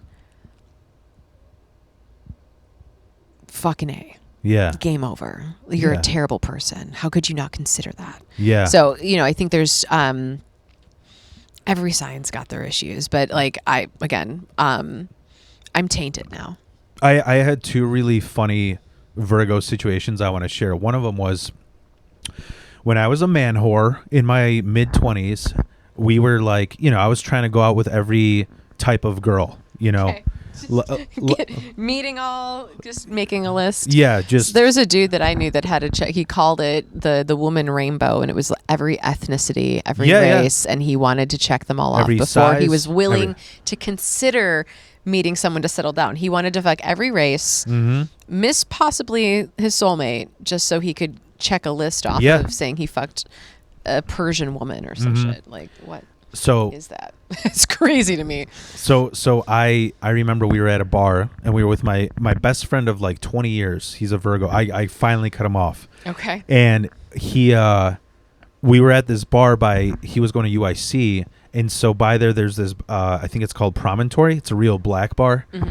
So we were the only white people, and he just I remember he goes, I think I'm gonna go talk to that black chick because everyone wants to go out with a black chick.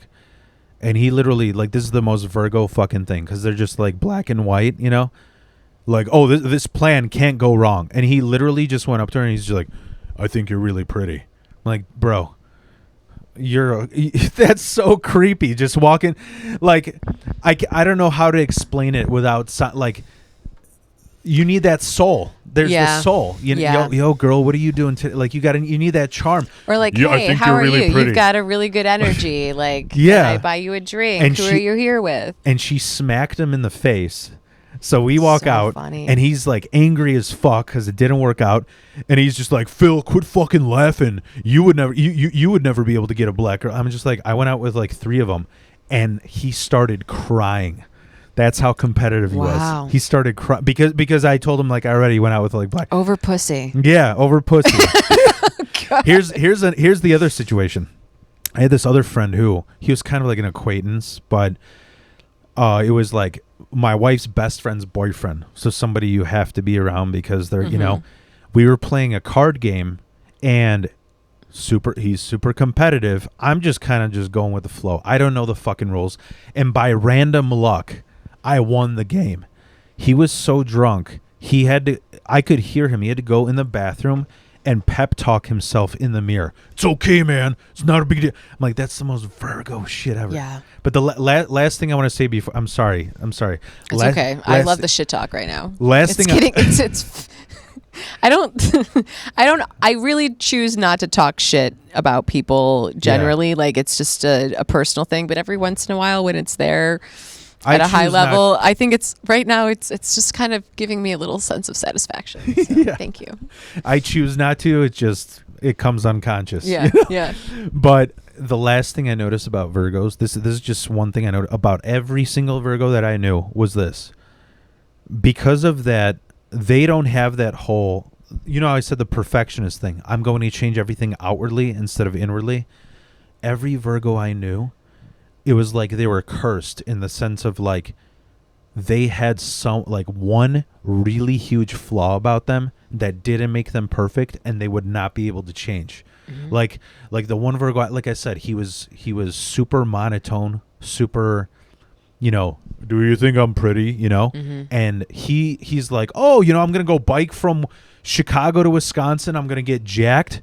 But your personality is the fucking new Elon Musk. Paper? Yeah, you're a robot, And then the other Virgo, he's like bald at 16. He's got British teeth, and he's telling me, he's like, yo, man, I'm gonna take testosterone. I'm like, dude, get braces for Yeah. Like every single or my boss, the Virgo, he's like almost legally a midget. He's short as hell, so nobody takes him seriously. But he's going around barking orders. I mean, that's a Napoleon complex for sure. My dad was like that. My dad was like 5'4". Yeah. Yeah. But I just noticed that thing where it was like Virgos will tell everything that's wrong about you, but you mention it about them, they fucking lose it. Yeah. They lose it. Yeah. And that's my experience. And the last Virgo situation I'm going to tell you is one thing I heard was that to every Virgo, not consciously, their biggest enemy is themselves. Yes. And the reason why they're judging you is because they're judging you based on how they compare. Yeah. And and it tears them apart if you're okay with it. Like the guy that I knew that would work out all the time, he's like, oh man, Phil, your face doesn't match your body. You're so much fatter than you should be. And I'd be like, but I'm happy with it. I don't give a fuck. I could be morbidly obese. I'm a comedian. What do I need to? This isn't caveman times. I don't need to build bricks to build a pyramid, you know? Mm-hmm. And the fact that I was okay with being who I am just tore him apart even more, you know? But yeah, that's let's go to Leo. I think it's Leo and Sagittarius that we have left. Yeah, Leo, Sagittarius, Libra. And Libra. We'll go to Leo really quick. Yeah. I love Leos. My brother's a Leo. I've had a lot of friends that were Leos, a lot of Leos in my family. Leos are fiery, they're passionate, they're creative. When they have a skill, I think they excel at it. Super proud, very opinionated. I find some of the Leos that I know have very strong opinions, and their emotions are what validate them versus than facts, because it's based on morals. Yeah. It's very their morals drive their outlook, which I respect a lot, but often it can be closed thinking. I also think, though, in my experience with Leos, that while they're strong, independent leaders, they're very easily influenced. They can be influenced and they can change their opinion. Reliable. I think they're trustworthy. I think they'll have your back for sure. The one thing I find with Leos, at least Leo men that I've met in my family or tried to date, is that they're dreamers. Mm-hmm. And they lack making executive decisions, like in the moment. Like if they had to make a quick decision about something, they struggle with making a quick decision until it's absolutely needed. They'll kind of linger on it. They'll balance things out, and they'll kind of wait around where... like just fucking do the damn thing. Yeah. Just do it. Like on certain things they will. And then again, when they're in it and they're dedicated to something, I think they are very dedicated and they carry it through. Yeah. But getting them to commit or make a decision, like it's like pulling teeth. Mm-hmm. So I don't know if it's like where they're at in terms of like mentality or maturity. But they also have very big feelings. So like when they get worked up, like they'll lose their shit. Yeah. How frequently, I think that varies, but I think they're excellent friends. And I think you can share your secrets with Leos, and it's in a trustworthy place. Yeah. I think I've had a lot of best friends that are Leos. I don't even know I don't know how to call it flaws or benefits. What I noticed is every Leo that I've known, and this could go into conflict, is that every Leo I've known, they have like this king complex, almost like where, because of the pride, where it's sort of like where they walk into a room, I almost feel like they expect to be treated like a celebrity. And the thing is that oftentimes Leo's personality gets them to that status, but the ones that don't, they're very like upset that like, why am I not getting why aren't you kissing my ring, you know? Or if not kissing my ring, like why am I not where those other people are? Like my experience is not so much like the pompousness that a lot of Leos might have, but it's well, I should be in a different place right now. I should be better than this. I know I'm bigger than this. Yeah. Which, yeah, you are. You got to make decisions in order to do that, though. You've got to actually work. Not everyone's going to give it to you. You have to do the work. My brother's like this, where... My brother's a Leo, too. He's very sharp. When he sticks to something, like he goes all in. He learns everything about it. He masters a skill. He is incredibly loyal. He is very empathetic and cares about other people's feelings, but he also has like this wall to him. But he is also a perfectionist, where if he doesn't have the blueprint, if he doesn't know what the outcome is going to be specifically, he won't do it, or he won't make a decision on it, because the unknown is very scary. I find Leos also hate change. You know, part of what you were saying, the perfectionism. My brother too. Whenever we do anything or plan anything, he asks 100 questions. Yes, because it's like a worry wart thing. You know, everything needs to be covered. Yeah. My brother's a lot like that too, with a lot of questions. And he has to map everything out first. Yeah. And he has to know what the next step is. And he has to make sure that he has the supplies ready for the next step, even though that's 3 steps ahead, but he's thinking about that, but he has to focus on here. And so it turns into a lot of immaculate projects once they're at completion, or projects that he gives up on because the vision isn't and the plan isn't clear enough for him. For me, I'm in such a flow state where like it's like the trash talk. I'm gonna trash talk and just deal with the consequences, or not even knowing the vibrancy of the consequences. Yeah, like you can toggle between different things to do or activities and like conversations. I'm very adaptable. Yeah, you know, and a Leo I've noticed, like with my brother, if I do something and I'm just like, dude, we'll just go with the flow, it causes conflict because there's this unknown. But the other thing that I found interesting that I want to mention about Leos is I read, you know, like the memes things, they have like, what part of the medieval warrior are you as your zodiac? And what I noticed, every Leo that I've had a best friendship with, even my brother, they play the role of like a king in medieval times, and I play the role of almost like a jester, where it's sort of like they will be the final decision. They're the leader. But you can influence their decision by like whispering into their ear, almost like a Loki figure. Yes, you can very much influence their opinion, but when they have an opinion, it's very strong. Yeah. My brother's like that too. My brother has very fixed mindset on what he believes is true, but I don't think he has an opinion that's not my mother's. You know what else I also noticed, and this is what had my falling out with Leos, is that I noticed that a lot of Leos, their best friends are people that they consider lower than them because they need to be the big top. And the moment that I think it's subconscious, because it depends how eager they are for validation. Like my brother is not eager to like become somebody, but he also doesn't surround himself with people that could make him better. Yeah.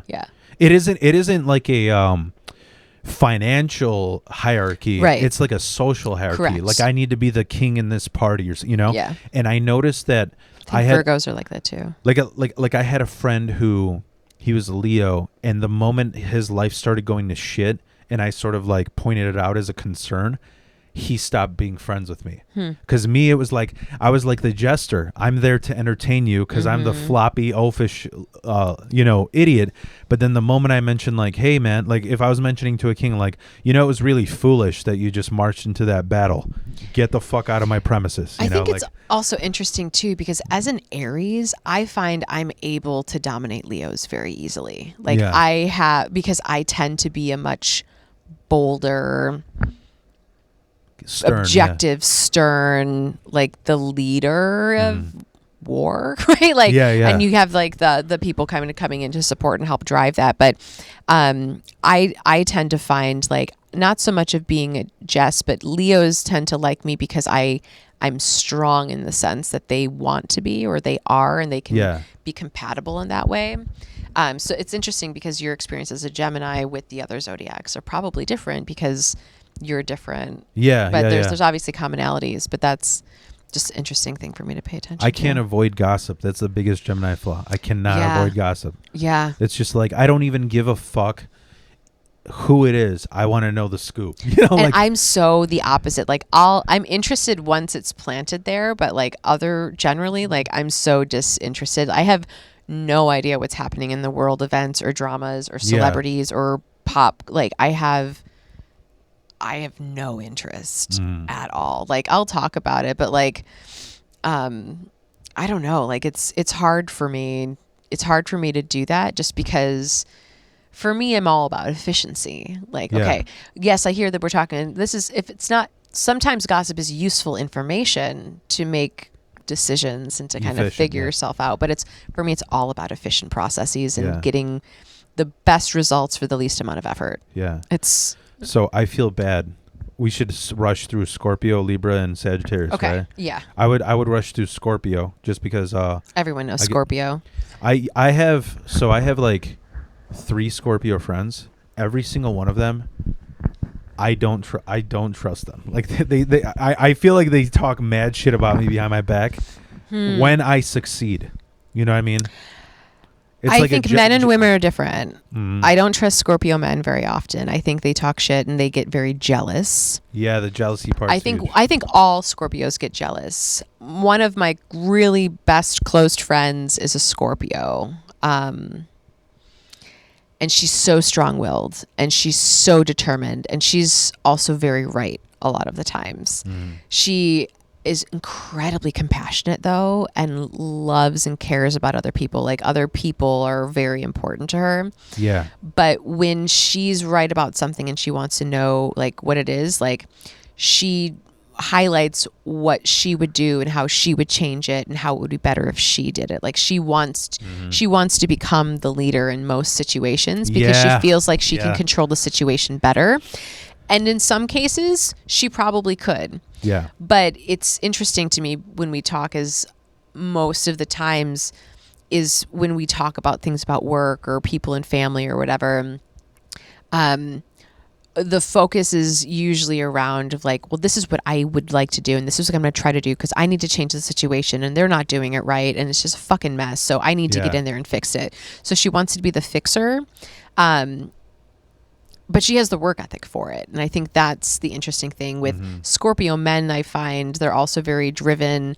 They're very interested in making sure that they're liked by other people, but they're also the ones that I find to be the cheaters. Yeah. Scorpio men tend to cheat the most if they're not truly all in a committed relationship that gives them everything that they need all of the time. Yeah, when you mentioned the fixer thing, I literally just met up with a Scorpio friend, and I forgot how they, like, it was like, I wanted them to be in a skit that I'm writing, you know? And immediately I'm just like, all right, so I have this sketch. Here's the script. Here's what I want you to do. Like, and they told me they're down. You know, they know, they're full aware that I'm a funny comedian, that I got, you know, I have a bunch of creativity, you know? And immediately when I told him, it's like, well, you know what would be better if you did this and then you did it. I'm just like, okay, never mind. Yep. Never mind. Not you know, it. like, and then I need you to be a monkey right now. Just do what I say. Yeah. But and then so moving on. I would say Libra. Yeah, Libra always were my best friends. Always, because to me, Libra, like, because I have those two voices in my head always going at each other, the extremes, the moods, Libra keeps it balanced to me. I have a very different experience with Libras. Libra women. The biggest unreliable person, I would say. I feel if I could put white woke women in a category, it would be Libra. Yeah.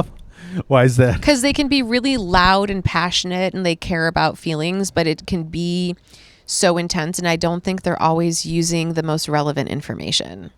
I think they're using pieces of information, and they use pieces of insight from people. They want balance, they want equality, they want fairness, but they do it in very weird ways, weird hypocritical ways. I know exactly what you mean. Where I would like vent to my Libra friends, like say I had a problem with you and I was like, you know, hey, you know, Veronica, man, but every time, I don't know, every time I've gone somewhere, she always wants us to pay for her food. But because they want everything balanced, they'll be like, yeah, but she always has the nicest shoes. Like, it's like some weird way to balance it out. A way to balance it, which I think, which it has so many good qualities, right? I think it's almost like, it almost comes off as contrarian. You know? Yes, but I think they can be two-faced in that side, where I think a lot of it's a facade and they really can just be loud. And if you're not someone that's also trying to highlight the good with a negative quality, then it becomes like there's contingency that's built up because Yeah. like, well, why aren't you being fair and just and showing this? Because the good stuff isn't the problem that we're trying to fix. Let's fix the fucking problem. I'm not saying those things don't exist. Yeah. I'm saying we need to focus on what the issue is and not just water down so we can actually make change. Like Yeah. you like the idea of change. You want there to be fairness and just, but the thing is there's work that goes into that that's uncomfortable to get there. Yeah. And they don't like that. Yeah, I know that is exactly it would be like, you know, oh man, Jared Fogle, he was a fucking monster pedophile. He's fucking he should get his ass kicked. But then the Libra would be like, yeah, but that might be a sexual preference. Yeah, yeah. Like, fuck you. Oh, you know, you don't know what they went through. You don't know what's going through their mind, you know? Yeah. They seem nice. But that's what keeps people, I think, stuck in victim mindsets. We're like, oh, well, they can't help what happened to them. Yeah. No, they can't, but they can help what they choose to do for the rest of their life. Yeah. So I have a hard time with Libras because while they want to be this very fair, loving, peaceful projection, I don't find that they're often cognizant enough that the only way you get there is through uncomfortability. And they're not willing to lean into the discomfort of things not being perfect and not being fair. Yeah. For the result to end up that way. So they're stuck in this loop of everything's injustice and I want justice and I want fairness, but we only talk about it. Yeah, nothing. Like what are we doing about it? Yeah, there's never going to be. What sacrifices are you willing to make? That's the one thing I find with Libras is because this is the way the world works.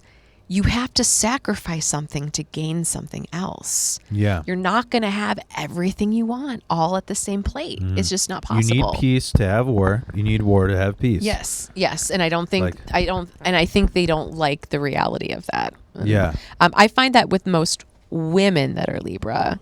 Men, I don't think I know many Libra men to speak to that. But again, like I would categorize white woke women as Libras. Yeah. So and all the negative. So Lauren Schmidt.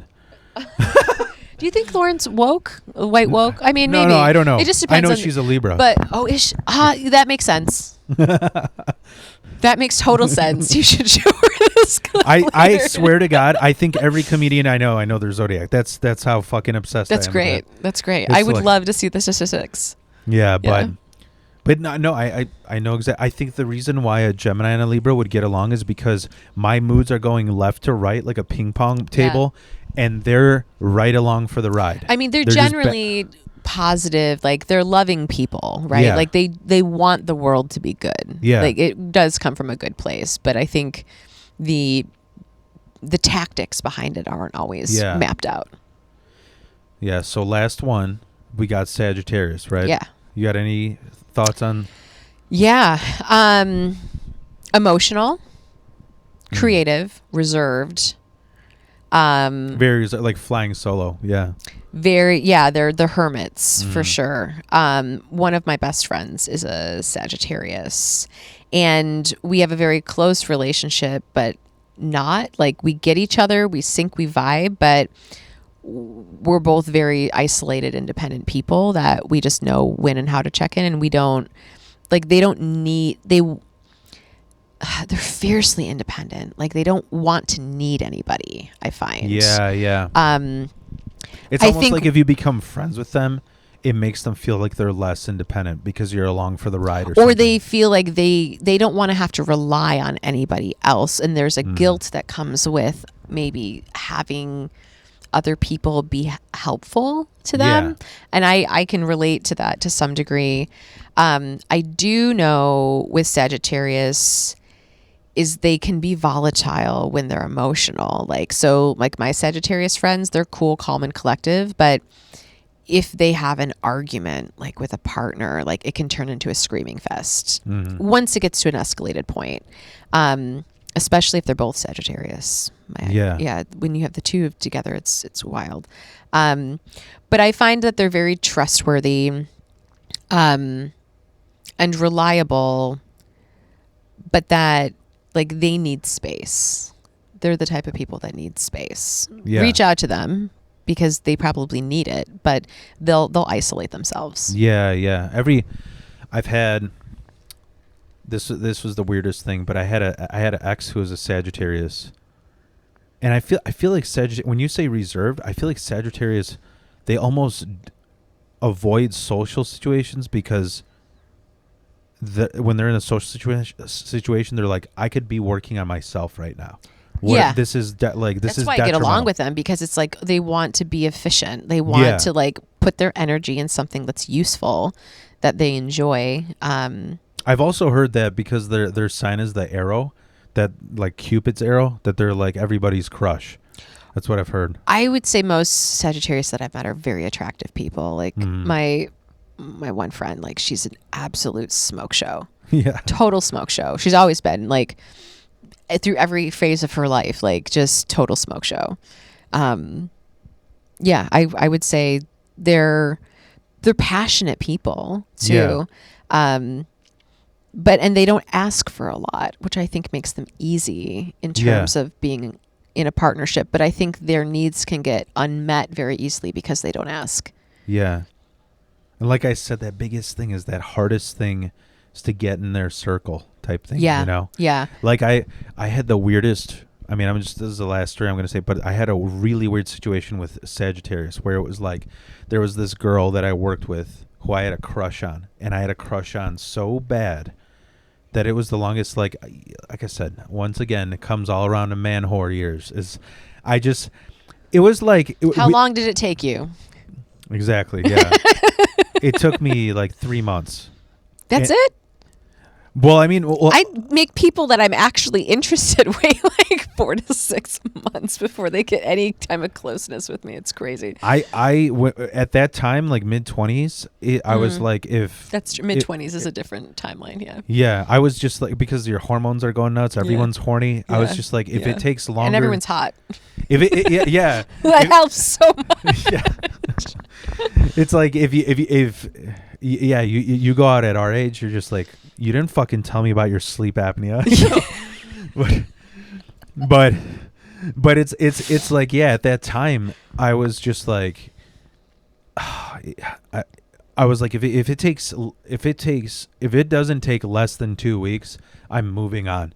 And I was going on for 3 months with this girl, you know, Sagittarius. And then once I like got in, like broke through her wall, we were really good together. But then like I got to know her real personality, and I didn't like it because she was so reserved. And I didn't even think about it now. It's the Sagittarius thing. So like it was like when we were out together, everyone's like, you guys are the perfect couple. But when we were alone, she's on her phone the whole time. Just zero. Yeah. Like, and then the thing that was crazy, the reason this is such a Sagittarius thing. The reason why she didn't put out for 3 months, her best friend was a gay dude who's a Sagittarius who didn't approve of me. So it was such a goofy situation that like just to even kiss this girl, just to get to first base, I have to win the approval of her and the gay dude. And then the crazy thing is, it's a smart strategy for any woman, though. Yeah, like truly, no offense, but like, but you know why it was annoying? I encourage more women to have gay friends to vet the people that before you fuck them. But you know why it was annoying is because it was like I would hear about like from friends of hers, like why isn't she sure of me? She's like, oh, because Johnny said he's not wearing flannel and has a beard. He's so out of it. You know, I'm just like, I'm like, come on, like, what do I have to do? Just say that's part of your role play. Who am I trying to fuck? You know, like, but the weirdest thing was that after I broke up with her, he became best friends with me, and. Did he have a crush on you? He had a crush on me. That's why. And that's where you can't trust your gay best friend. And it fell apart because I didn't want to fuck him. I was like, I thought we just we're artists who like music a lot, and you know, and it was fucking And Sex then I ended up going, everything. Sex ruins everything. Yeah. It's great, but it ruins everything. Mm-hmm. That's why you think it's dog's a man's best friend. Try fucking him in the ass. Can't. That's a weird segue. Yeah, that is. We should wrap this up because I'm like ready to faint from no food. Yeah. This is too much. I've reached my Gemini gossip capacity. We covered a lot. We covered a did. lot. This was great. It was really nice to go through like all the different judgments that we have. Aries and Gemini, this could go on for 8 hours. Ever. You know, that's why there has to be a boundary. Yeah. The timer, it's going off. But I really appreciate you having me on. This was a lot of fun. Yeah, I'm this excited is fun. to Thank you for watch the coming out. episode. I always feel bad how much you have to drive. Like, you know, that's why I wanted to figure it out, and my schedule changes and it's all over the place. So I appreciate you being patient it's no problem. flexible. But no, I mean, it's if I'm out here, I really try to make the most of my time again. And, you know, for me, quality time is my thing. So if I get to just have like a chat and like get to know someone more, it's definitely worth it. So appreciate it. All right. Sounds good. This is Wild Philosophy. Thank you for listening. I'm slurring my words because I'm so and see you later.